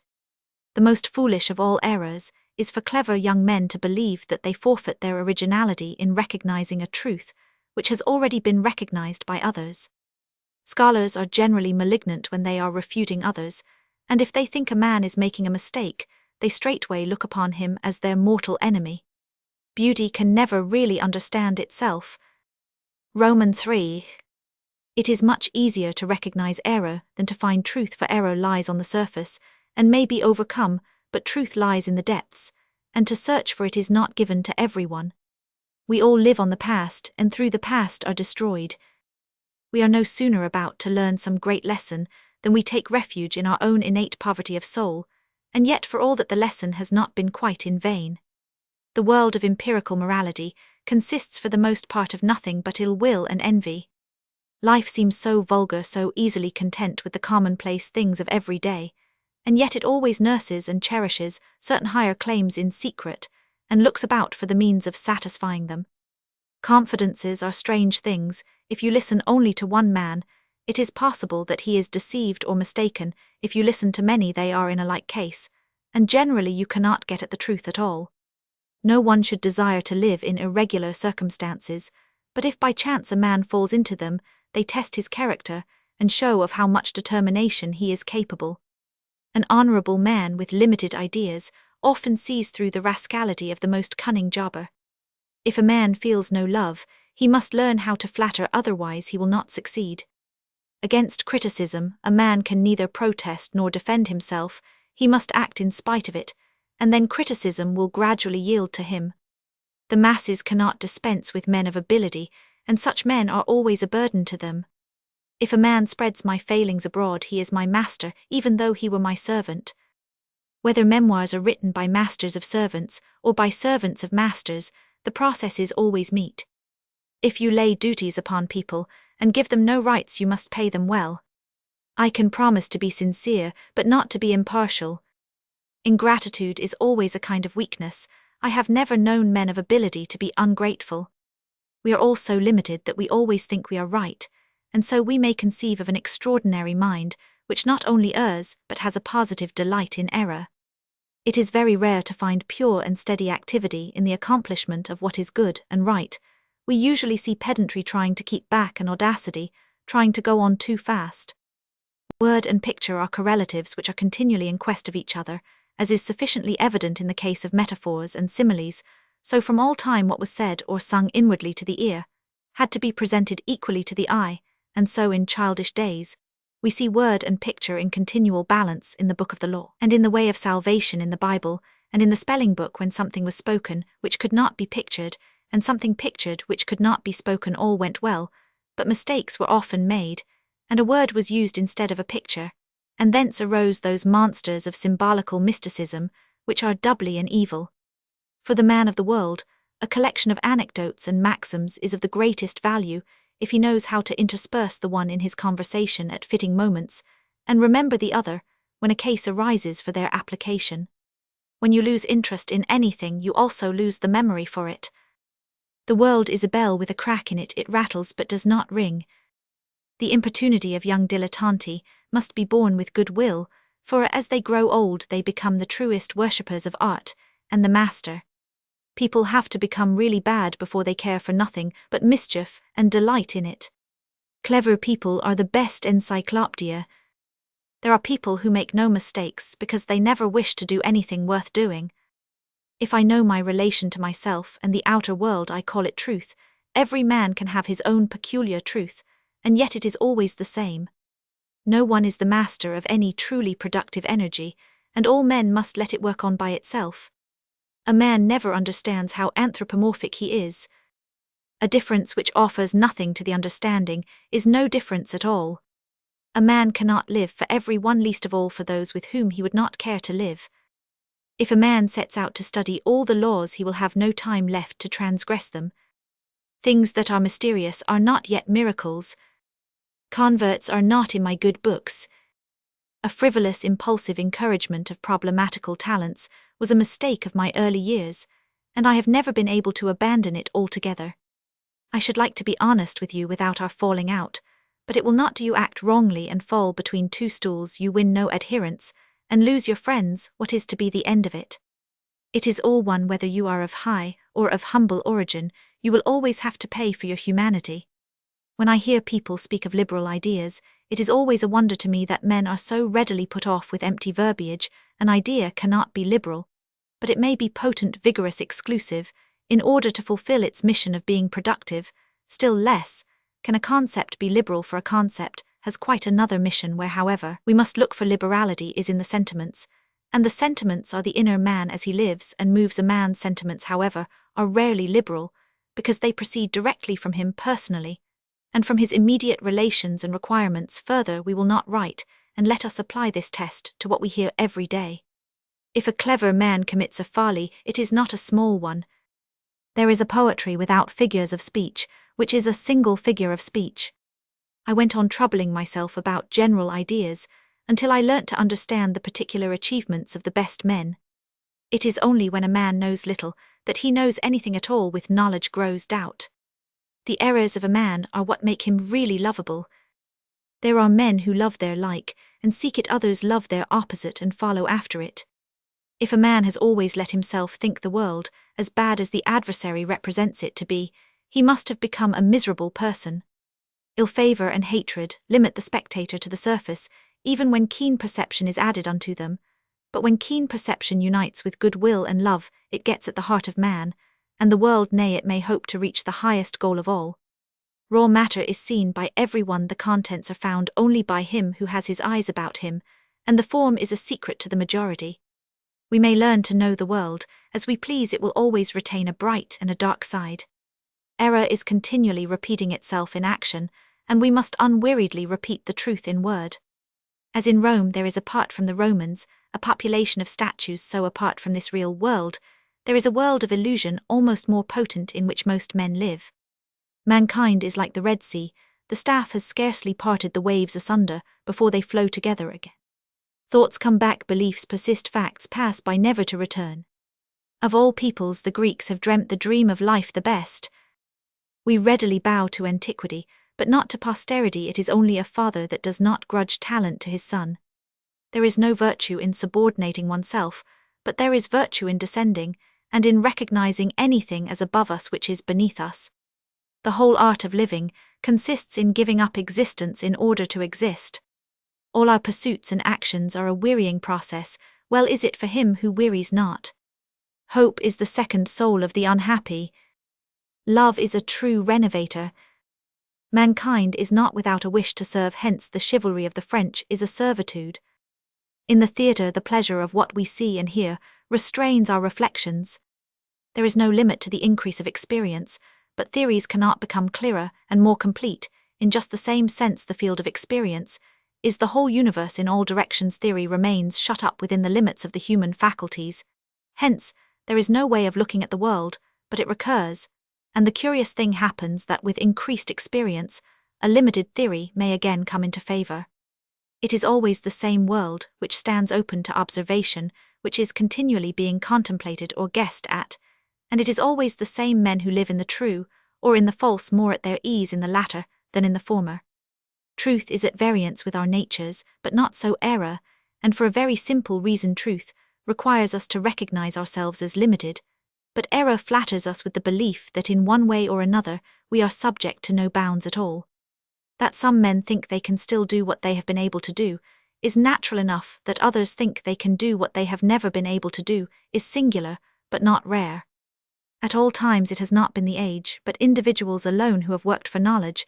It was the age which put Socrates to death by poison, the age which burnt Huss. The ages have always remained alike. That is true symbolism, where the more particular represents the more general, not as a dream or shade, but as a vivid instantaneous revelation of the inscrutable. Everything of an abstract or symbolic nature, as soon as it is challenged by reality's ends, by consuming them and itself, so credit consumes both money and itself. Mastery often passes for egoism. With Protestants, as soon as good works cease, and their merit is denied, sentimentality takes their place. If a man knows where to get good advice, it is as though he could supply it himself. The use of mottos is to indicate something we have not attained but strive to attain. It is right to keep them always before our eyes. If a man cannot lift a stone himself, let him leave it, even though he has someone to help him. Despotism promotes general self-government, because from top to bottom it makes the individual responsible, and so produces the highest degree of activity. A man must pay dear for his errors if he wishes to get rid of them, and even then he is lucky. Enthusiasm is of the greatest value so long as we are not carried away by it. School itself is the only true preparation for it. Error is related to truth as sleep to waking. I have observed that on awakening from error, a man turns again to truth, as with new vigor. Every one suffers who does not work for himself. A man works for others to have them share in his joy. Men's prejudices rest upon their character for the time being and cannot be overcome, as being part and parcel of themselves. Neither evidence nor common sense nor reason has the slightest influence upon them. Characters often make a law of their failings. Men who know the world have said that when prudence is only fear in disguise, its scruples cannot be conquered. The weak often have revolutionary sentiments. They think they would be well off if they were not ruled, and fail to perceive that they can rule neither themselves nor others. Common sense is born pure in the healthy man, is self-developed, and is revealed by a resolute perception and recognition of what is necessary and useful. Practical men and women avail themselves of it with confidence where it is absent. Both sexes find anything necessary when they desire it, and useful when it gives them pleasure. All men, as they attain freedom, give play to their errors. The strong do too much, and the weak too little. The conflict of the old, the existing, the continuing, with development, improvement, and reform, is always the same. Order of every kind turns at last to pedantry, and to get rid of the one people destroy the other. And so it goes on for a while, until people perceive that order must be established anew. Classicism and romanticism, close corporations and freedom of trade, the maintenance of large estates, and the division of the land, it is always the same conflict which ends by producing a new one. The best policy of those in power would be so to moderate this conflict as to let it right itself without the destruction of either element, but this has not been granted to men, and it seems not to be the will of God. A great work limits us for the moment because we feel it above our powers, and only in so far as we afterwards incorporate it with our culture, and make it part of our mind and heart, does it become a dear and worthy object. It is no wonder that we all more or less delight in the mediocre, because it leaves us in peace. It gives us the comfortable feeling of intercourse with what is like ourselves. There is no use in reproving vulgarity, for it never changes. We cannot escape a contradiction in ourselves. We must try to resolve it. If the contradiction comes from others, it does not affect us, it is their affair. There are many things in the world that are at once good and excellent, but they do not come into contact. Which is the best government? That which teaches us to govern ourselves. When men have to do with women, they get spun off like a distaff. It may well be that a man is at times horribly threshed by misfortunes public and private, but the reckless flail of fate, when it beats the rich sheaves, crushes only the straw, and the corn feels nothing of it, and dances merrily on the floor, careless whether its way is to the mill or the furrow. However probable it is that a desire may be fulfilled, there is always a doubt, and so when the desire is realized, it is always surprising. Absurdities presented with good taste rouse disgust and admiration. Of the best society it used to be said, their speech instructs the mind, and their silence the feelings. Nothing is more terrible than ignorance in action. Beauty and genius must be kept afar if one would avoid becoming their slave. We treat the aged with consideration as we treat children. An old man loses one of the greatest of human privileges. He is no more judged by his peers. In the matter of knowledge, it has happened to me, as to one who rises early and in the dark impatiently awaits the dawn, and then the sun but is blinded when it appears. Great primeval powers evolved in time or in eternity work on unceasingly, whether to weal or to woe is a matter of chance. Roman 4. People often say to themselves in life that they should avoid a variety of occupation, and more particularly, be the less willing to enter upon new work the older they grow. But it is easy to talk, easy to give advice to oneself and others. To grow old is itself to enter upon a new business. All the circumstances change, and a man must either cease acting altogether or willingly and consciously take over the new role. Of the absolute in the theoretical sense I do not venture to speak, but this I maintain, that if a man recognizes it in its manifestation and always keeps his gaze fixed upon it, he will experience very great reward. To live in a great idea means to treat the impossible as though it were possible. It is just the same with a strong character. And when an idea and a character meet, things arise which fill the world with wonder for thousands of years. Napoleon lived wholly in a great idea, but he was unable to take conscious hold of it. After utterly disavowing all ideals and denying them any reality, he zealously strove to realize them. His clear, incorruptible intellect could not, however, tolerate such a perpetual conflict within, and there is much value in the thoughts which he was compelled, as it were, to utter, and which are expressed very peculiarly, and with much charm. He considered the idea as a thing of the mind that had, it is true, no reality, but still on passing away, left a residuum caput mortuumto, which some reality could not be altogether refused. We may think this a very perverse and material notion, but when he entertained his friends with the never-ending consequences of his life and actions in full belief and confidence in them, he expressed himself quite differently.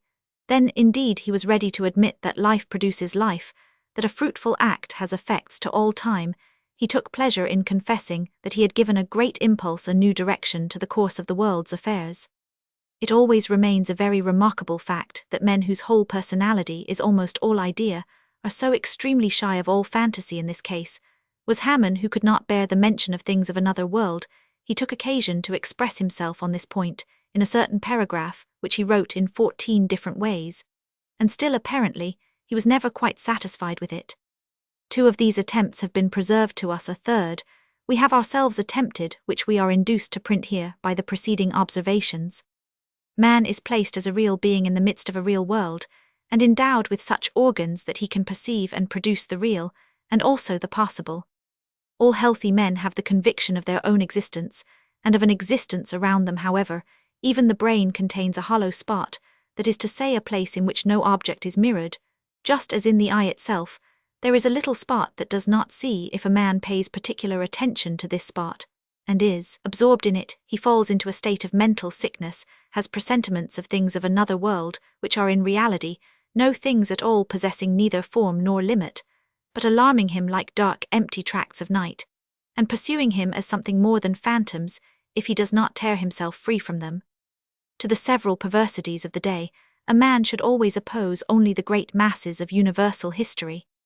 No one can live much with children without finding that they always react to any outward influence upon them.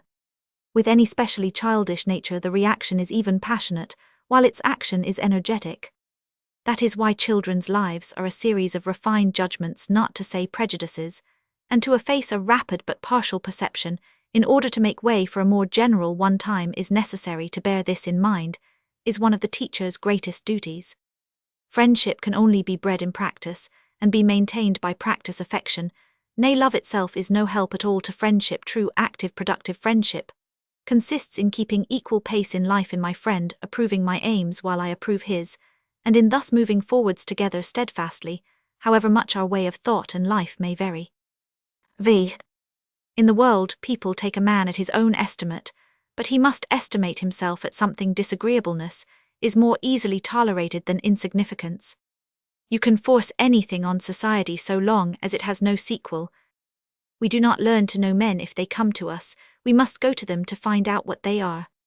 That we have many criticisms to make on those who visit us, and that as soon as they depart we pass no very amiable judgment upon them, seems to me almost natural, for we have, so to speak, a right to measure them by our own standard. Even intelligent and fair-minded men hardly refrain from sharp censure on such occasions. But if on the contrary we have been in their homes, and have seen them in their surroundings and habits, and the circumstances which are necessary and inevitable for them, if we have seen the kind of influence they exert on those around them, or how they behave, it is only ignorance and ill will that can find food for ridicule in what must appear to us in more than one sense worthy of respect. What we call conduct and good manners obtains for us that which otherwise is to be obtained only by force, or not even by force. Women's society is the element of good manners. How can the character, the peculiar nature of a man be compatible with good manners? It is through his good manners that a man's peculiar nature should be made all the more conspicuous. Everyone likes distinction, but it should not be disagreeable. The most privileged position in life as in society is that of an educated soldier. Rough warriors at any rate remain true to their character, and as great strength is usually the cover for good nature, we get on with them at need. No one is more troublesome than an awkward civilian, as his business is not with anything brutal or coarse. He might be expected to show delicacy of feeling. When we live with people who have a delicate sense of what is fitting, we get quite anxious about them if anything happens to disturb this sense.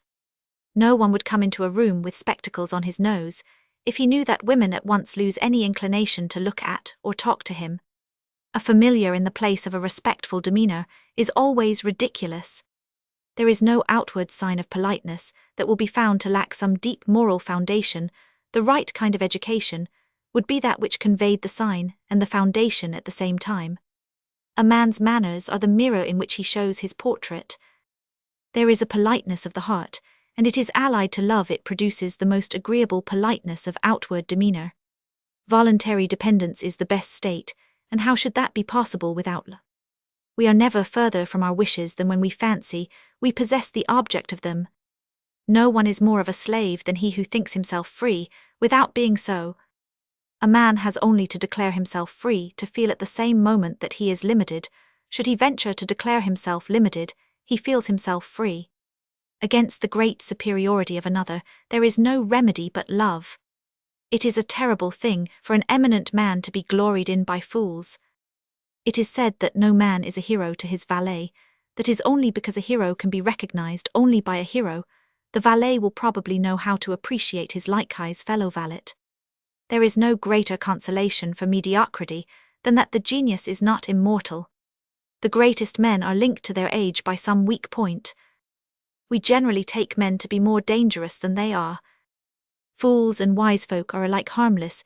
It is the half-wise and the half-foolish who are the most dangerous. To see a difficult thing lightly handled gives us the impression of the impossible.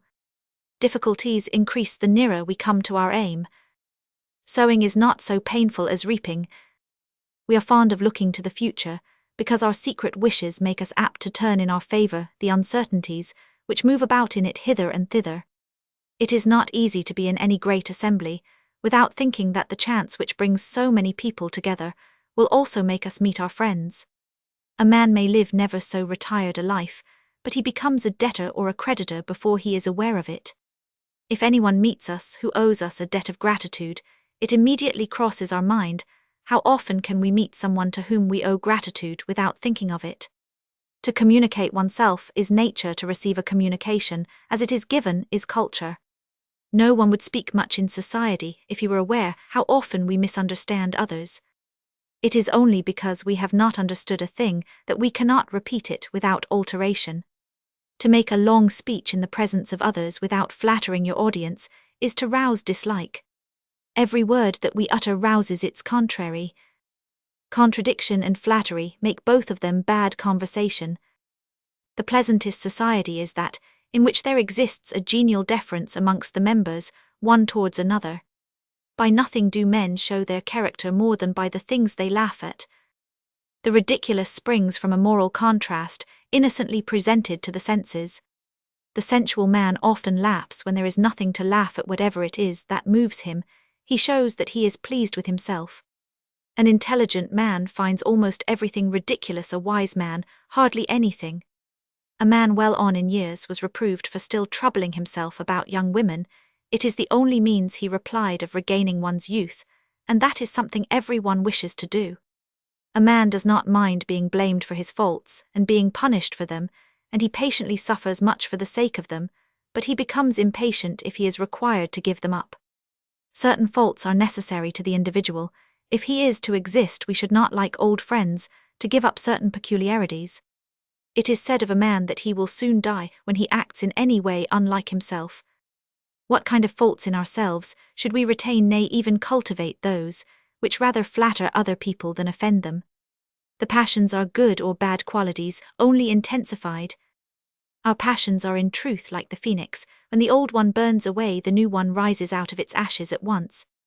Great passions are hopeless diseases. That which could cure them is the first thing to make them really dangerous.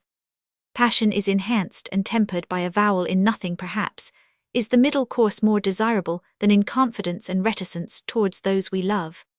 To sit in judgment on the departed is never likely to be equitable. We all suffer from life. Who except God can call us to account? Let not their faults and sufferings, but what they have accomplished and done, occupy the survivors. It is failings that show human nature and merits that distinguish the individual faults and misfortunes. We all have in common virtues, belong to each one separately.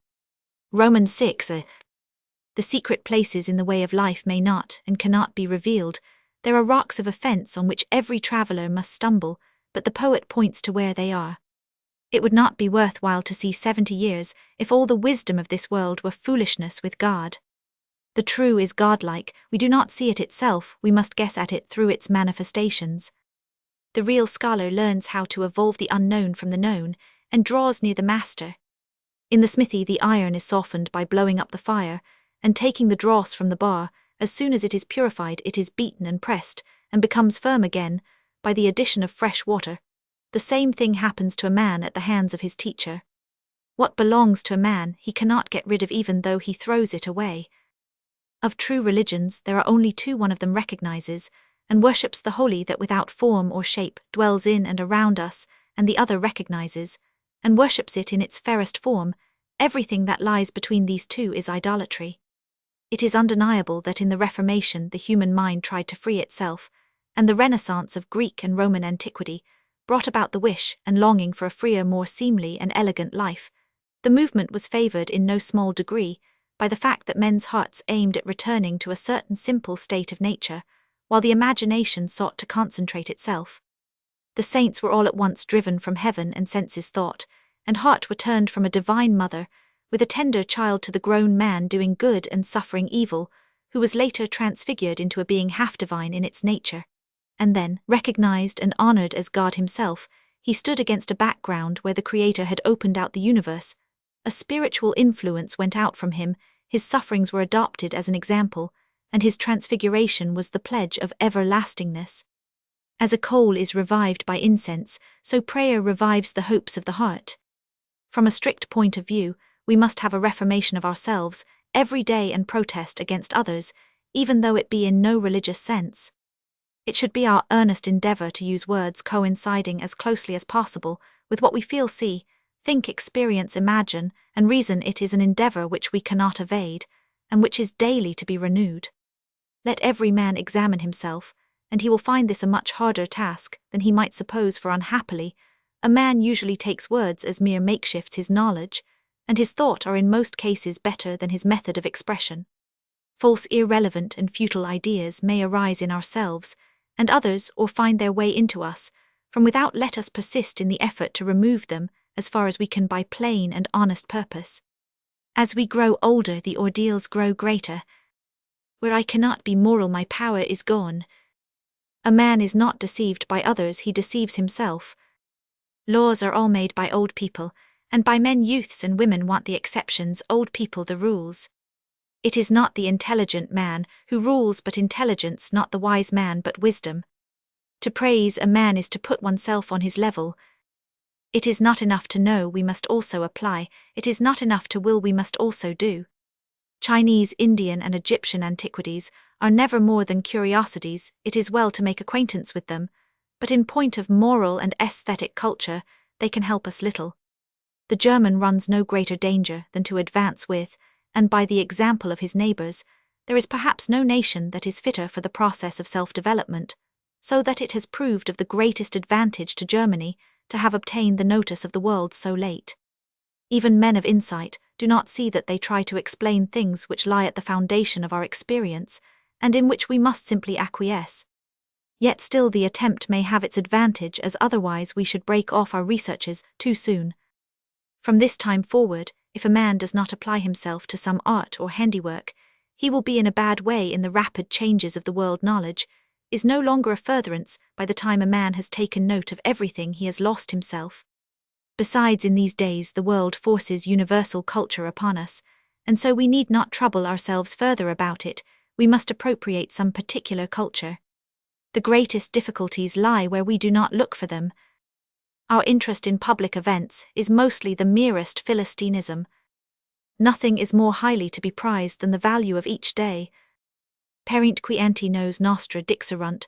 This is so strange an utterance that it could only have come from one who fancied himself, autochthonous. The man who looks upon it as an honor to be descended from wise ancestors will allow them at least as much common sense as he allows himself. Strictly speaking, everything depends upon a man's intentions. Where these exist, thoughts appear, and as the intentions are, so are the thoughts. If a man lives long in a high position, he does not, it is true, experience all that a man can experience, but he experiences things like them, and perhaps some things that have no parallel elsewhere. Romans 7. The first and last thing that is required of genius is love of truth. To be and remain true to oneself and others is to possess the noblest attribute of the greatest talents. Great talents are the best means of conciliation.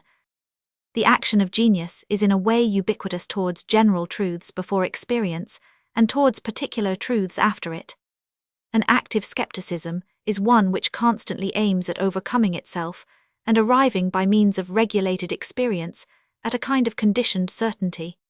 The general nature of the skeptical mind is its tendency to inquire whether any particular predicate really attaches to any particular object, and the purpose of the inquiry is safely to apply in practice what has thus been discovered and proved. The mind endowed with active powers, and keeping with a practical object to the task that lies nearest, is the worthiest there is on earth. Perfection is the measure of heaven, and the wish to be perfect the measure of man. Not only what is born with him, but also what he acquires makes the man. A man is well equipped for all the real necessities of life, if he trusts his senses, and so cultivates them that they remain worthy of being trusted. The senses do not deceive, it is the judgment that deceives. The lower animal is taught by its organs, man teaches his organs and dominates them. All direct invitation to live up to ideals is of doubtful value, particularly if addressed to women. Whatever the reason of it may be, a man of any importance collects round him a seraglio of a more or less religious, moral, and aesthetic character. When a great idea enters the world as a gospel, it becomes an offence to the multitude which stagnates in pedantry, and to those who have much learning but little depth it is folly. Every idea appears at first as a strange visitor, and when it begins to be realized, it is hardly distinguishable from fantasy and phantastery. This it is that has been called in a good and in a bad sense ideology, and this is why the ideologist is so repugnant to the hardworking practical man of every day. You may recognize the utility of an idea, and yet not quite understand how to make a perfect use of it. Credo diem, that is a fine, a worthy thing to say, but to recognize God, where and as he reveals himself, is the only true bliss on earth. Kepler said, "My wish is that I may perceive the God whom I find everywhere in the external world in like manner, also within, and inside me." The good man was not aware that in that very moment the divine in him stood in the closest connection with the divine in the universe. What is predestination? It is this: God is mightier and wiser than we are, and so he does with us as he pleases.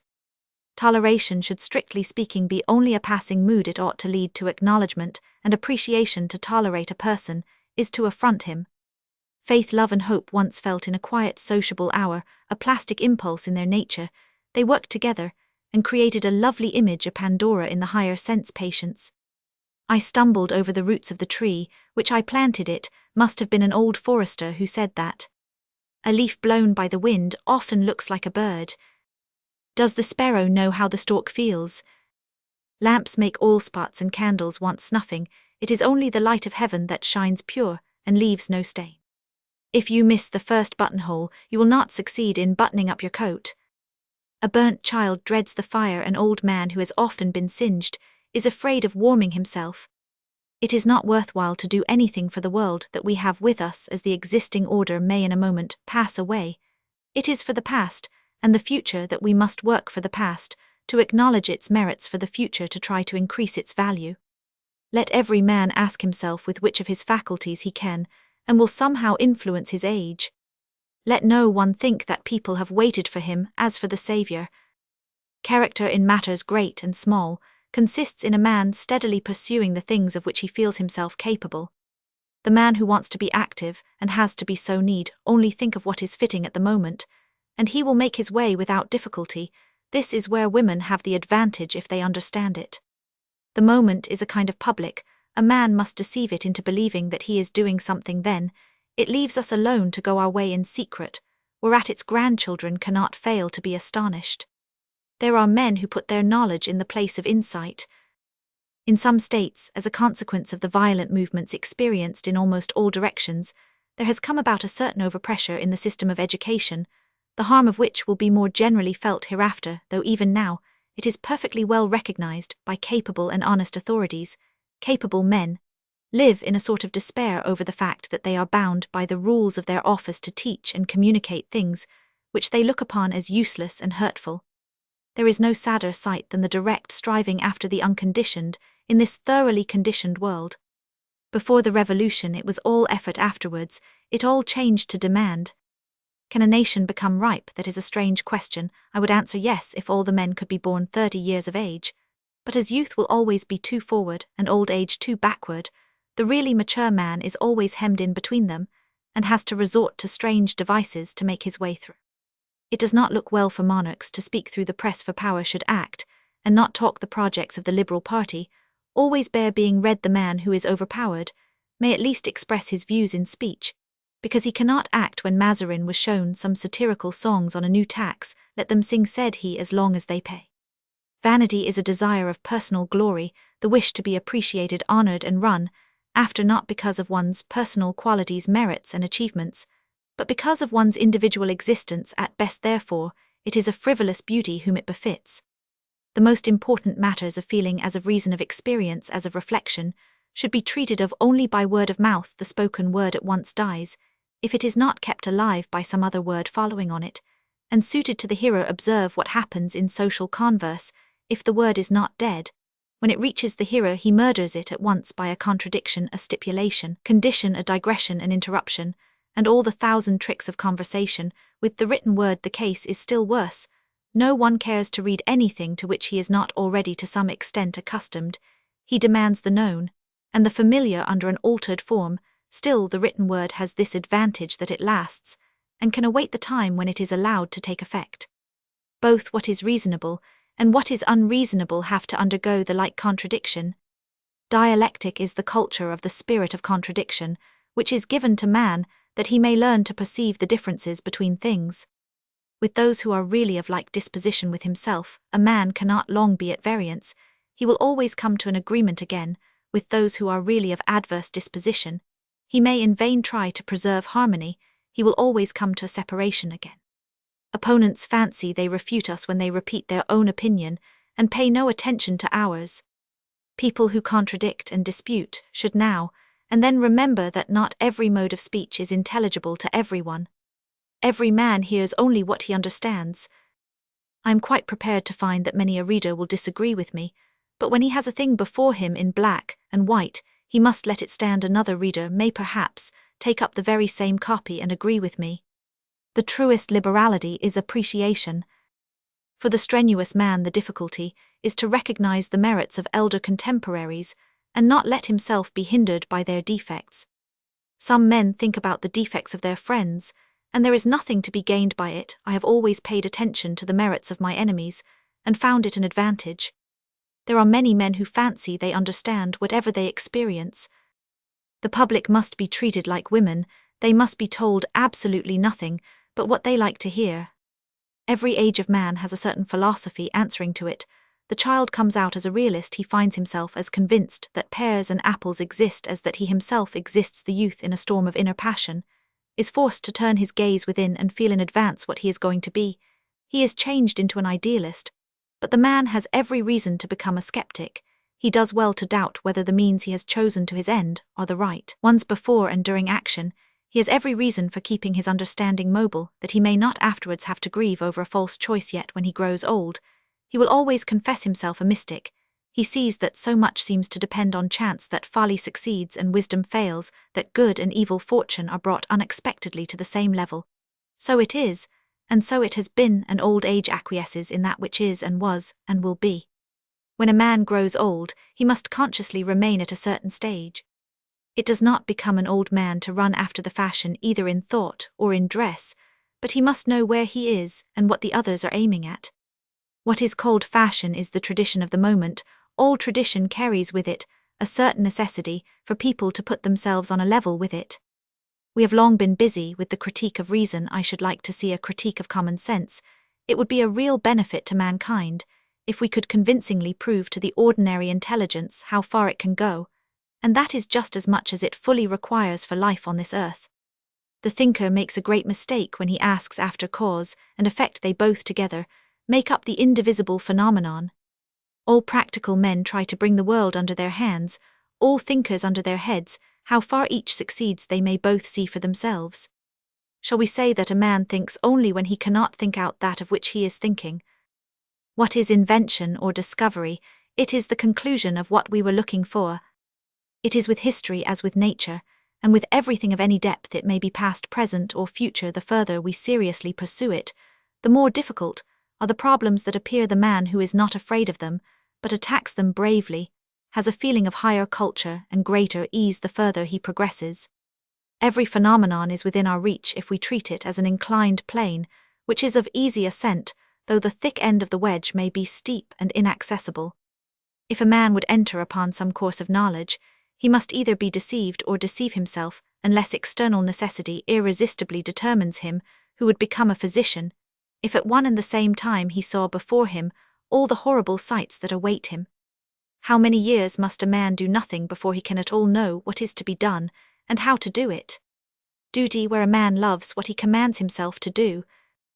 Literature and art. When Madame Roland was on the scaffold, she asked for pen and paper, to note the peculiar thoughts that hovered about her on the last journey. It is a pity they were refused, for, in a tranquil mind, thoughts rise up at the close of life, hitherto unthinkable, like blessed inward voices, alighting in glory on the summits of the past.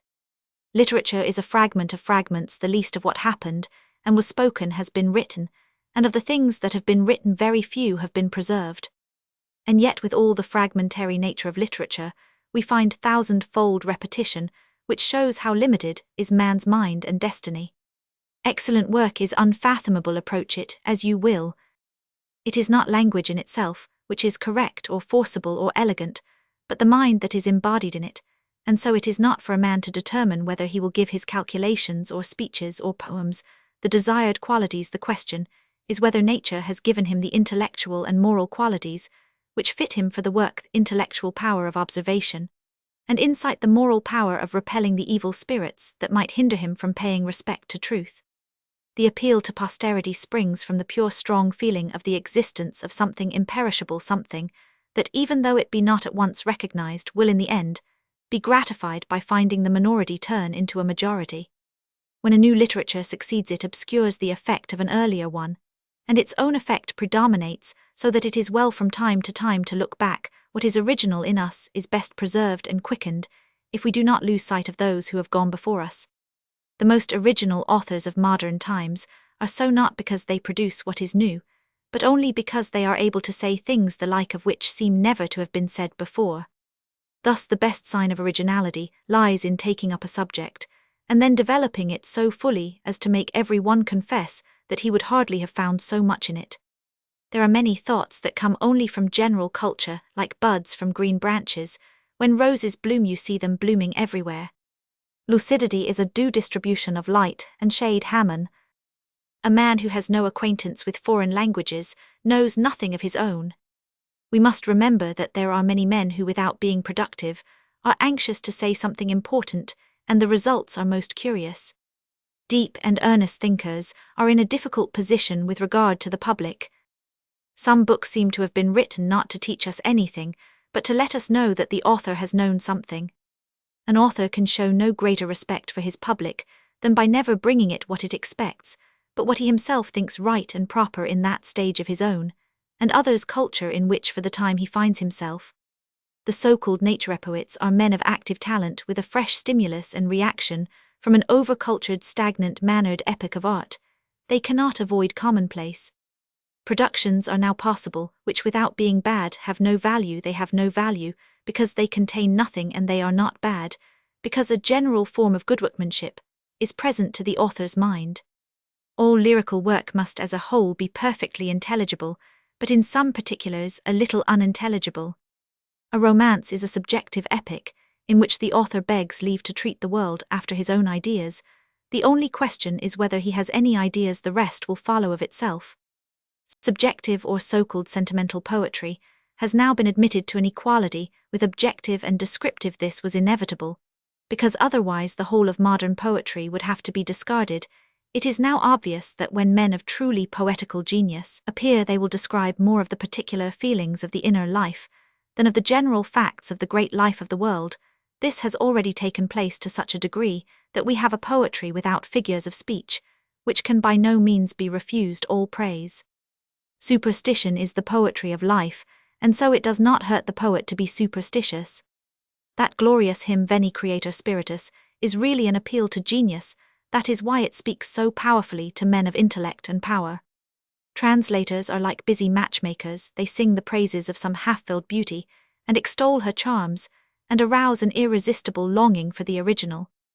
A Spinoza in poetry becomes a Machiavelli in philosophy. Against the three unities, there is nothing to be said if the subject is very simple, but there are times when thrice three unities skillfully interwoven produce a very pleasant effect. The sentimentality of the English is humorous and tender, of the French popular, and pathetic of the Germans naive and realistic. Mysticism is the scholastic of the heart, the dialectic of the feelings. If a man sets out to reproach an author with obscurity, he should first of all examine his own mind to see if he is himself all clearness within twilight, makes even plain writing illegible. It is with books as with new acquaintances. At first we are highly delighted if we find a general agreement. If we are pleasantly moved on any of the chief sides of our existence, with a closer acquaintance differences come to light, and then reasonable conduct mainly consists in not shrinking back at once as may happen in youth, but in keeping firm hold of the things in which we agree, and being quite clear about the things in which we differ without on that account desiring any union. In psychological reflection, the greatest difficulty is this, that inner and outer must always be viewed in parallel lines, or rather interwoven. It is a continual systole, and diastole an inspiration, and an expiration of the living soul. If this cannot be put into words, it should be carefully marked and noted. My relations with Schiller rested on the decided tendency of both of us towards a single aim, and our common activity rested on the diversity of the means by which we endeavored to attain that aim. Once, when a slight difference was mentioned between us, of which I was reminded by a passage in a letter of his, I made the following reflections: there is a great difference between a poet seeking the particular for the universal, and seeing the universal in the particular. The one gives rise to allegory where the particular serves only as instance or example of the general, but the other is the true nature of poetry, namely the expression of the particular, without any thought of or reference to the general. If a man grasps the particular vividly, he also grasps the general without being aware of it at the time, or he may make the discovery long afterwards. There may be eclectic philosophers, but not an eclectic philosophy. But every one is an eclectic, who out of the things that surround and take place about him, appropriates what is suited to his nature, and this is what is meant by culture and progress in matters of theory or practice. Various maxims of the ancients, which we are wont to repeat again and again, had a meaning quite different from that which is apt to attach to them in later times. The saying that no one who is unacquainted with, or a stranger to geometry, should enter the philosopher's school does not mean that a man must become a mathematician to attain the wisdom of the world. Geometry is here taken in its primary elements, such as are contained in Euclid, and laid before every beginner, and then it is the most perfect propedeutic and introduction to philosophy. When a boy begins to understand that an invisible point must always come before a visible one, and that the shortest way between 2 points is a straight line, before he can draw it on his paper with a pencil, he experiences a certain pride and pleasure. And he is not wrong, for he has the source of all thought open to him. Idea, and reality potentia et actu, are become clear. The philosopher has no new discovery to bring him as a mathematician, he has found the basis of all thought for himself. And if we turn to that significant utterance, know thyself, we must not explain it in an ascetic sense. It is in nowise the self-knowledge of our modern hypochondrists, humorists, and self-tormentors. It simply means pay some attention to yourself, take note of yourself so that you may know how you come to stand towards those like you, and towards the world. This involves no psychological torture. Every capable man knows, and feels what it means. It is a piece of good advice, which everyone will find of the greatest advantage in practice.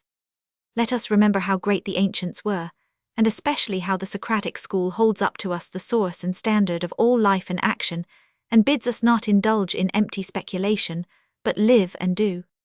So long as our scholastic education takes us back to antiquity, and furthers the study of the Greek and Latin languages, we may congratulate ourselves that these studies, so necessary for the higher culture, will never disappear. If we set our gaze on antiquity, and earnestly study it in the desire to form ourselves thereon, we get the feeling as if it were only then that we really became men. The pedagogue, in trying to write and speak Latin, has a higher and grander idea of himself than would be permissible in ordinary life. In the presence of antiquity, the mind that is susceptible to poetry and art feels itself placed in the most pleasing ideal state of nature. And even to this day, the Homeric hymns have the power of freeing us at any rate, for moments from the frightful burden, which the tradition of several thousand years has rolled upon us. There is no such thing as patriotic art and patriotic science. Both art and science belong like all things great and good to the whole world, and can be furthered only by a free and general interchange of ideas among contemporaries, with continual reference to the heritage of the past, as it is known to us. Poetical talent is given to peasant as well as to knight. All that is required is that each shall grasp his position and treat it worthily. An historic sense means a sense so cultured that in valuing the deserts and merits of its own time, it takes account also of the past. The best that history gives us is the enthusiasm it arouses. The historian's duty is twofold: first towards himself, then towards his readers. As regards himself, he must carefully examine into the things that could have happened, and for the reader's sake, he must determine what actually did happen. His action towards himself is a matter between himself and his colleagues, but the public must not see into the secret that there is little in history which can be said to be positively determined. The historian's duty is to separate the true from the false, the certain from the uncertain, and the doubtful from that which cannot be accepted. It is seldom that any one of great age becomes historical to himself, and finds his contemporaries become historical to him, so that he neither cares nor is able to argue with anyone. On a closer examination of the matter, it will be found that the historian does not easily grasp history as something historical in whatever age he may live. The historian always writes as though he himself had been present at the time of which he treats. Instead of simply narrating the facts and movements of that time, even the mere chronicler only points more or less to his own limitations, or the peculiarities of his town or monastery or age. We really learn only from those books which we cannot criticize. The author of a book which we could criticize would have to learn from us. That is the reason why the Bible will never lose its power, because as long as the world lasts no one can stand up and say, I grasp it as a whole and understand all the parts of it, but we say humbly as a whole it is worthy of respect, and in all its parts it is applicable. There is and will be much discussion as to the use and harm of circulating the Bible. One thing is clear to me: mischief will result as heretofore by using it fantastically, as a system of dogma benefit as heretofore by a loving acceptance of its teachings. I am convinced that the Bible will always be more beautiful, the more it is understood. The more that is we see and observe that every word which we take in a general sense, and apply specially to ourselves, had under certain circumstances of time, and place a peculiar, special, and directly individual reference. The incurable evil of religious controversy is that while one party wants to connect the highest interest of humanity with fables and phrases, the other tries to rest it on things that satisfy no one. If one has not read the newspapers for some months, and then reads them all together, one sees as one never saw before how much time is wasted with this kind of literature. The classical is health and the romantic disease. Ovid remained classical even in exile. It is not in himself that he sees misfortune, but in his banishment from the metropolis of the world. The romantic is already fallen into its own abysm. It is hard to imagine anything more degraded than the worst of the new productions. Bodies which rot while they are still alive, and are edified by the detailed contemplation of their own decay. Dead men, who remain in the world for the ruin of others, and feed their death on the livingto, this have come our makers of literature. When the same thing happened in antiquity, it was only as a strange token of some rare disease, but with the moderns the disease has become endemic and epidemic. Literature decays only as men become more and more corrupt. What a day it is when we must envy the men in their graves. The things that are true, good, excellent, are simple and always alike whatever their appearance may be, but the error that we blame is extremely manifold, and varying it is in conflict not only with the good and the true, but also with itself. It is self-contradictory. Thus it is that the words of blame in our literature must necessarily outnumber the words of praise. The Greeks, whose poetry and rhetoric was of a simple and positive character, express approval more often than disapproval. With the Latin writers it is the contrary, and the more poetry and the arts of speech decay, the more will blame swell and praise shrink. What are tragedies but the versified passions of people who make heaven knows what out of the external world? There are certain empirical enthusiasts who are quite right in showing their enthusiasm over new productions that are good, but they are as ecstatic as if there were no other good work in the world at all. In Sakuntala, the poet appears in his highest function, as the representative of the most natural condition of things, the finest mode of life, the purest moral, endeavor the worthiest majesty, and the most solemn worship. He ventures on common and ridiculous contrasts. Shakespeare's Henry Roman IV, if everything were lost that has ever been preserved to us of this kind of writing, the arts of poetry and rhetoric, could be completely restored out of this one play. Shakespeare's finest dramas are wanting here and there in facility, they are something more than they should be, and for that very reason indicate the great poet. Shakespeare is dangerous reading for budding talents. He compels them to reproduce him, and they fancy they are producing themselves. Yorick Sterne was the finest spirit that ever worked. To read him is to attain a fine feeling of freedom. His humor is inimitable, and it is not every kind of humor that frees the soul. The peculiar value of so-called popular ballads is that their motives are drawn direct from nature. This, however, is an advantage of which the poet of culture could also avail himself, if he knew how to do it. But in popular ballads, there is always this advantage that in the art of saying things, shortly uneducated men are always better skilled than those who are in the strict sense of the word educated. Gemuth Hart the translator must proceed until he reaches the untranslatable, and then only will he have an idea of the foreign nation and the foreign tongue. When we say of a landscape that it has a romantic character, it is the secret feeling of the sublime taking the form of the past, or what is the same thing of solitude, absence, or seclusion. The beautiful is a manifestation of secret laws of nature, which without its presence would never have been revealed. It is said artists study nature, but it is no trifle to develop the noble out of the commonplace or beauty out of uniformity. When nature begins to reveal her open secret to a man, he feels an irresistible longing for her worthiest interpreter art. For all other arts we must make some allowance, but to Greek art alone we are always debtors. There is no surer way of evading the world than by art, and no surer way of uniting with it than by art. Even in the moments of highest happiness and deepest misery, we need the artist. False tendencies of the senses are a kind of desire after realism, always better than that false tendency, which expresses itself as idealistic longing. The dignity of art appears perhaps most conspicuously in music, for in music there is no material to be deducted, it is wholly form and intrinsic value, and it raises and ennobles all that it expresses. It is only by art, and especially by poetry, that the imagination is regulated. Nothing is more frightful than imagination without taste. If we were to despise art on the ground that it is an imitation of nature, it might be answered that nature also imitates much else further, that art does not exactly imitate that which can be seen by the eyes, but goes back to that element of reason of which nature consists and according to which nature acts. Further, the arts also produce much out of themselves, and on the other hand, add much where nature fails in perfection, in that they possess beauty in themselves. So it was that Pheidias could sculpture a god, although he had nothing that could be seen by the eye to imitate, but grasped the appearance which Zeus himself would have if he were to come before our eyes. Art rests upon a kind of religious sense, it is deeply and ineradicably in earnest, thus it is that art so willingly goes hand in hand with religion. A noble philosopher spoke of architecture as frozen music, and it was inevitable that many people should shake their heads over his remark. We believe that no better repetition of this fine thought can be given than by calling architecture a speechless music.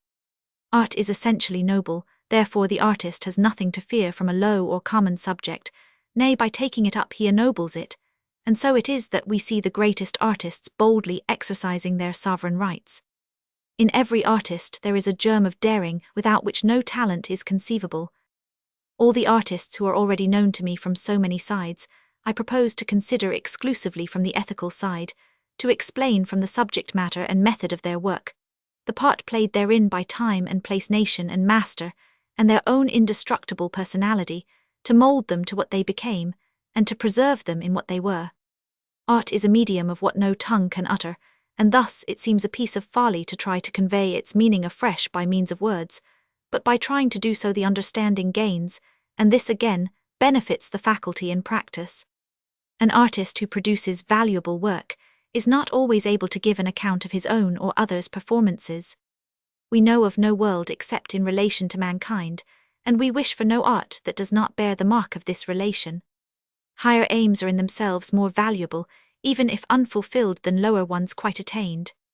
Blunt naivety, stubborn vigor, scrupulous observance of rule, and any other epithets which may apply to older German art, are a part of every earlier and simpler artistic method. The older Venetians, Florentines, and others had it all too.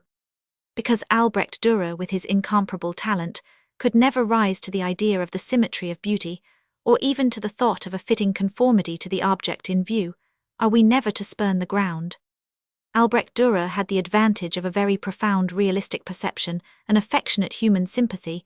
With all present conditions, he was kept back by a gloomy fantasy, devoid both of form and foundation. It would be interesting to show how Martin Scan stands near him, and how the merits of German art were restricted to these two, and useful also to show that it was not evening every day.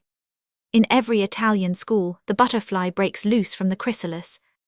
After Klopstock released us from rhyme and verse, gave us models of prose, are we to make doggerel again like Hans Sachs?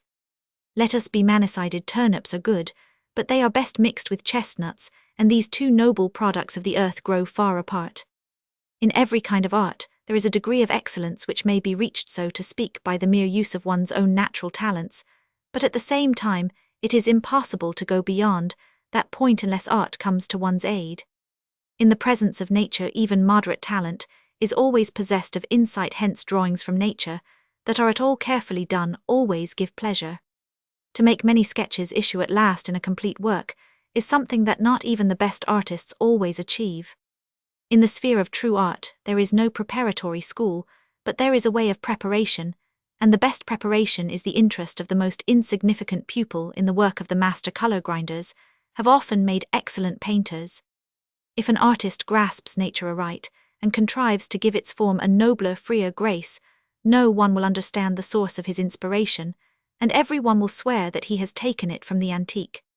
In studying the human form, let the painter reject what is exaggerated, false, and mechanical, but let him learn to grasp of what infinite grace the human body is capable. Kant taught us the critique of the reason. We must have a critique of the senses if art in general, and especially German art, is ever to regain its tone, and move forward on the path of life and happiness. Science.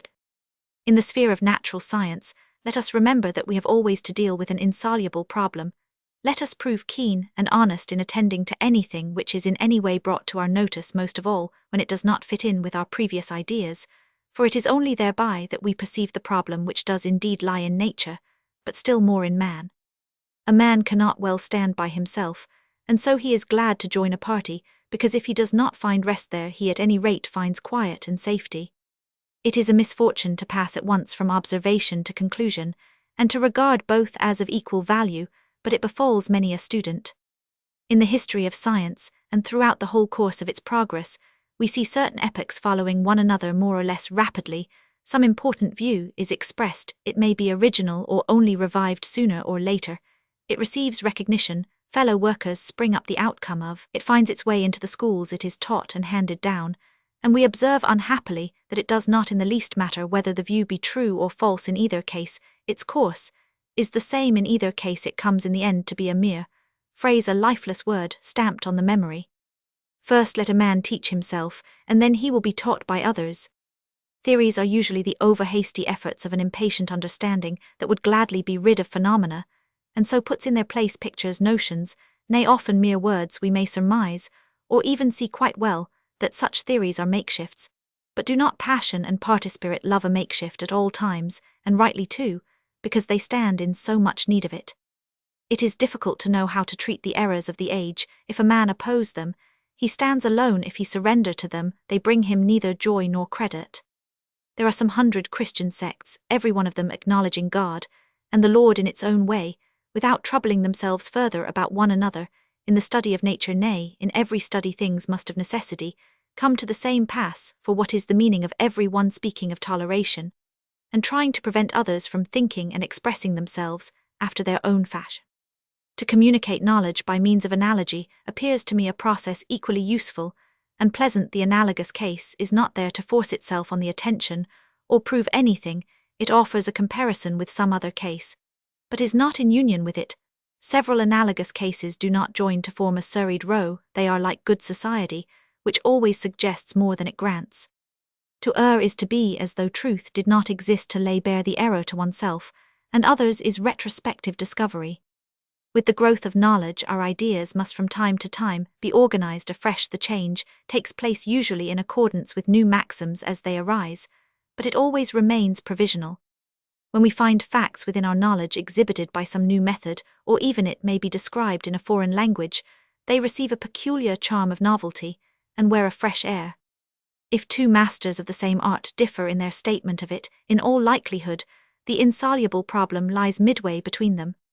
The orbits of certainties touch one another, but in the interstices there is room enough for error to go forth and prevail. We more readily confess to errors, mistakes, and shortcomings in our conduct than in our thought. And the reason of it is that the conscience is humble, and even takes a pleasure in being ashamed, but the intellect is proud, and if forced to recant is driven to despair.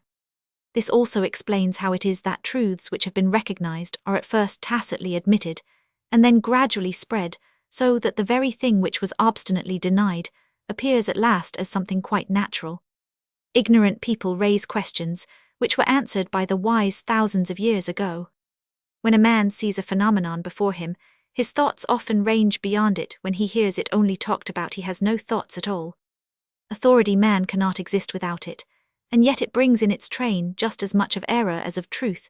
It perpetuates one by one things which should pass away, one by one it rejects that which should be preserved, and allows it to pass away, and it is chiefly to blame for mankind's want of progress.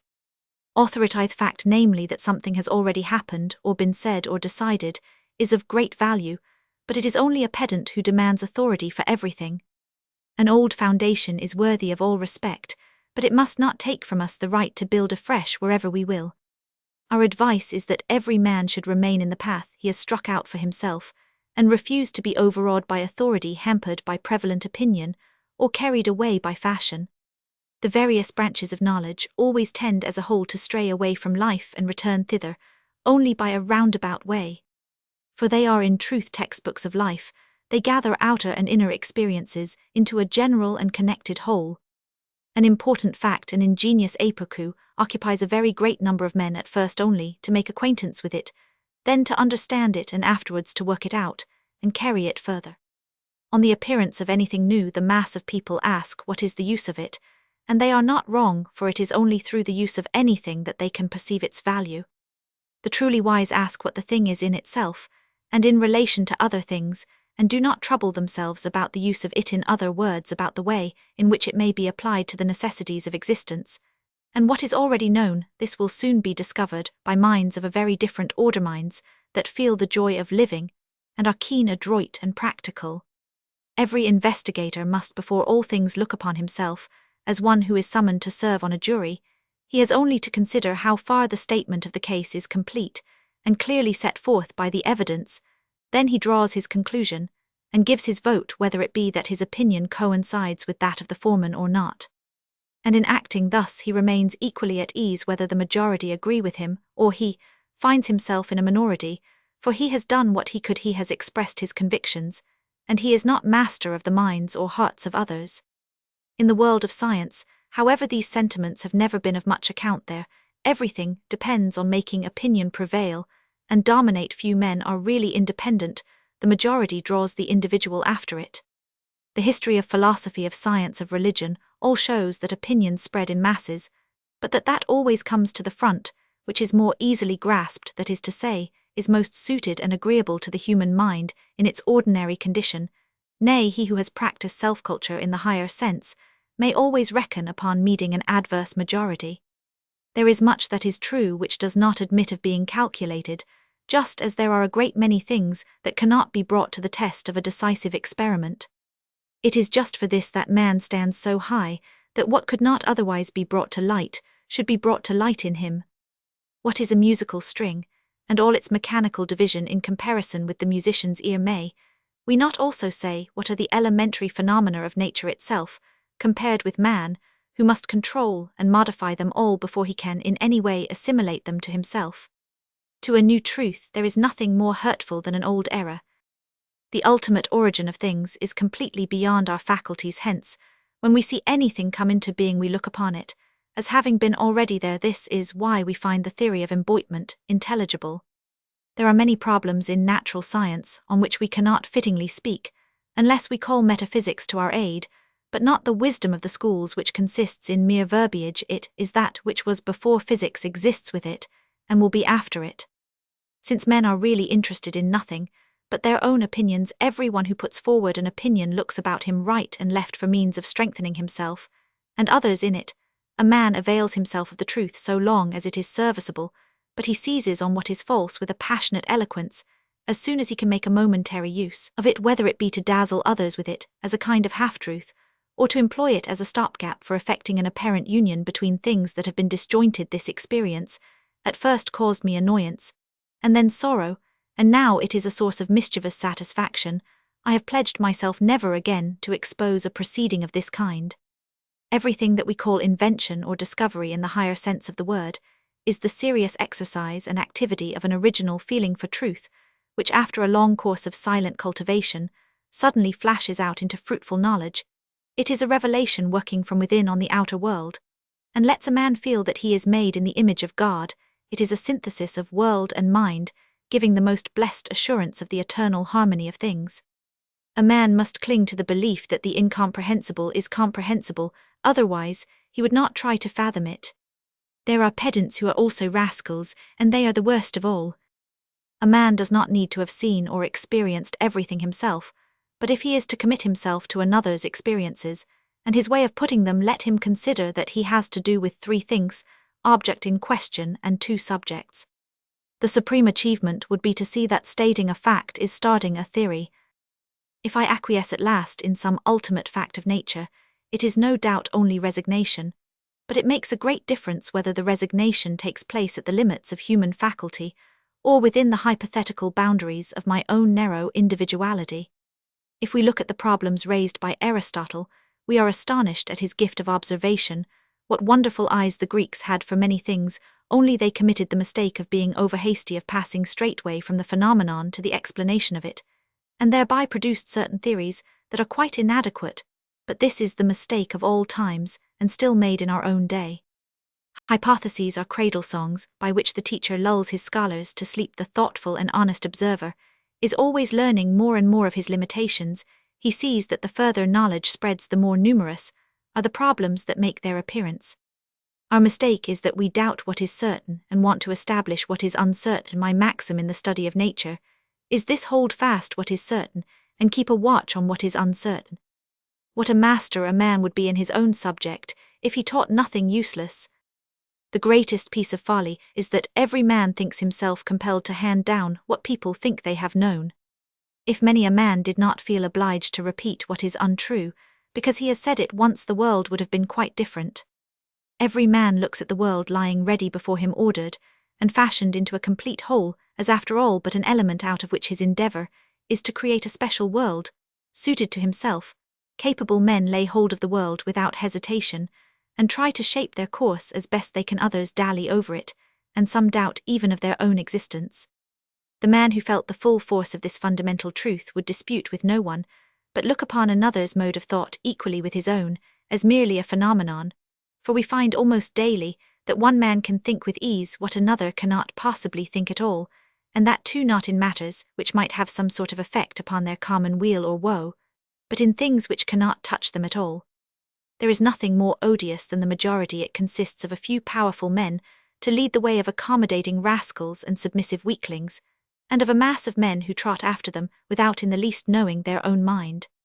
When I observe the luminous progress and expansion of natural science in modern times, I seem to myself like a traveller going eastwards at dawn, and gazing at the growing light with joy, but also with impatience, looking forward with longing to the advent of the full and final light, but nevertheless having to turn away his eyes when the sun appeared unable to bear the splendour he had awaited with so much desire.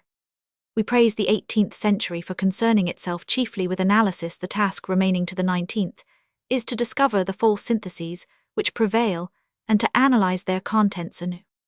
A school may be regarded as a single individual who talks to himself for 100 years and takes an extraordinary pleasure in his own being, however foolish and silly it may be.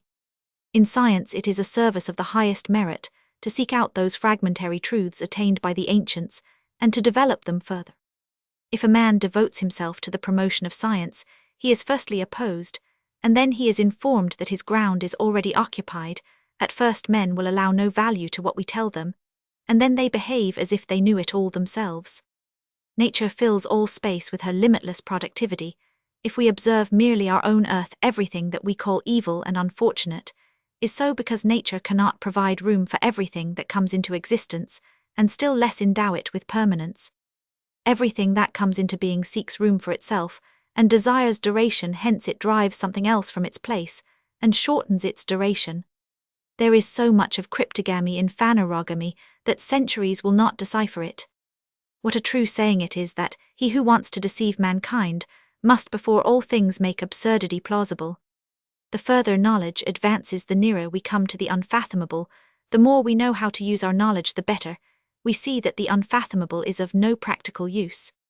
The finest achievement for a man of thought is to have fathomed what may be fathomed, and quietly to revere the unfathomable. The discerning man who acknowledges his limitations is not far off perfection. There are two things of which a man cannot be careful enough: of obstinacy, if he confines himself to his own line of thought; of incompetency, if he goes beyond it. Incompetency is a greater obstacle to perfection than one would think. The century advances, but every individual begins anew. What friends do with us, and for us, is a real part of our life, for it strengthens and advances our personality. The assault of our enemies is not part of our life. It is only part of our experience. We throw it off, and guard ourselves against it, as against frost, storm, rain, hail, or any other of the external evils which may be expected to happen. A man cannot live with everyone, and therefore he cannot live for everyone. To see this truth aright is to place a high value upon one's friends, and not to hate or persecute one's enemies. Nay, there is hardly any greater advantage for a man to gain than to find out, if he can, the merits of his opponents. It gives him a decided ascendancy over them. Every one knows how to value what he has attained in life, most of all the man who thinks and reflects in his old age. He has a comfortable feeling that it is something of which no one can rob him. The best metempsychosis is for us to appear again in others. It is very seldom that we satisfy ourselves; all the more consoling is it to have satisfied others. We look back upon our life only as on a thing of broken pieces, because our misses and failures are always the first to strike us and outweigh in our imagination what we have done and attained. The sympathetic youth sees nothing of this. He reads in joys, and uses the youth of one who has gone before him, and rejoices in it with all his heart, as though he had once been what he now is. Science helps us before all things in this, that it somewhat lightens the feeling of wonder with which nature fills us. Then, however, as life becomes more and more complex, it creates new facilities for the avoidance of what would do us harm, and the promotion of what will do us good. It is always our eyes alone, our way of looking at things. Nature alone knows what she means now, and what she had meant in the past. Nature, aphorisms. Nature, we are surrounded by her, and locked in her clasp, powerless to leave her, and powerless to come closer to her unasked. And unwarned she takes us up into the whirl of her dance, and hurries on with us till we are weary and fall from her arms. She creates new forms without end. What exists now never was before; what was comes not again. All is new, and yet always the old. We live in the midst of her, and are strangers. She speaks to us unceasingly, and betrays not her secret. We are always influencing her, and yet can do her no violence. Individuality seems to be all her aim, and she cares not for individuals. She is always building and always destroying, and her workshop is not to be approached. Nature lives in her children only, and the mother, where is she? She is the sole artist out of the simplest materials, the greatest diversity, attaining with no trace of effort the finest perfection, the closest precision, always softly veiled. Each of her works has an essence of its own. Every shape that she takes is in idea utterly isolated, and yet all forms one. She plays a drama, whether she sees it herself we know not, and yet she plays it for us who stand but a little way off. There is constant life in her motion and development, and yet she remains where she was. She is eternally changing, nor for a moment does she stand still. Of rest she knows nothing, and to all stagnation she has affixed her curse. She is steadfast, her step is measured, her exceptions rare, her laws immutable. She has thought, and she ponders unceasingly, not as a man, but as nature. The meaning of the whole she keeps to herself, and no one can learn it of her. Men are all in her, and she in all men with all she plays a friendly game, and rejoices the more a man wins from her. With many her game is so secret that she brings it to an end before they are aware of it. Even what is most unnatural is nature, even the coarsest Philistinism, has something of her genius. Who does not see her everywhere sees her nowhere aright. She loves herself and clings eternally to herself with eyes and hearts innumerable. She has divided herself that she may be her own delight. She is ever making new creatures spring up to delight in her, and imparts herself insatiably. She rejoices in illusion if a man destroys this in himself, and others she punishes him like the hardest tyrant. If he follows her in confidence, she presses him to her heart as it were her child. Her children are numberless, to no one of them is she altogether niggardly, but she has her favourites on whom she lavishes much, and for whom she makes many a sacrifice. Over the great she has spread the shield of her protection. She spurts forth her creatures out of nothing, and tells them not whence they come and whither they go. They have only to go their way. She knows the path. Her springs of action are few, but they never wear out. They are always working, always manifold. The drama she plays is always new, because she is always bringing new spectators. Life is her fairest invention, and death is her device for having life in abundance. She envelops man in darkness, and urges him constantly to the light. She makes him dependent on the earth, heavy and sluggish, and always rouses him up afresh. She creates wants because she loves movement. How marvellous that she gains it all so easily. Every want is a benefit, soon satisfied, soon growing again. If she gives more, it is a new source of desire, but the balance quickly rights itself. Every moment she starts on the longest journeys, and every moment reaches her goal. She amuses herself with a vain show, but to us her play is all-important. She lets every child work at her, every fool judge of her, and thousands pass her by and see nothing, and she has her joy in them all, and in them all finds her account. Man obeys her laws even in opposing them. He works with her even when he wants to work against her. Everything she gives is found to be good, for first of all, she makes it indispensable. She lingers, that we may long for presence. She hurries by, that we may not grow weary of her. Speech or language she has none, but she creates tongues and hearts through which she feels and speaks. Her crown is love. Only through love can we come near her. She puts gulfs between all things, and all things strive to be interfused. She isolates everything that she may draw everything together. With a few draughts from the cup of love, she repays for a life full of trouble.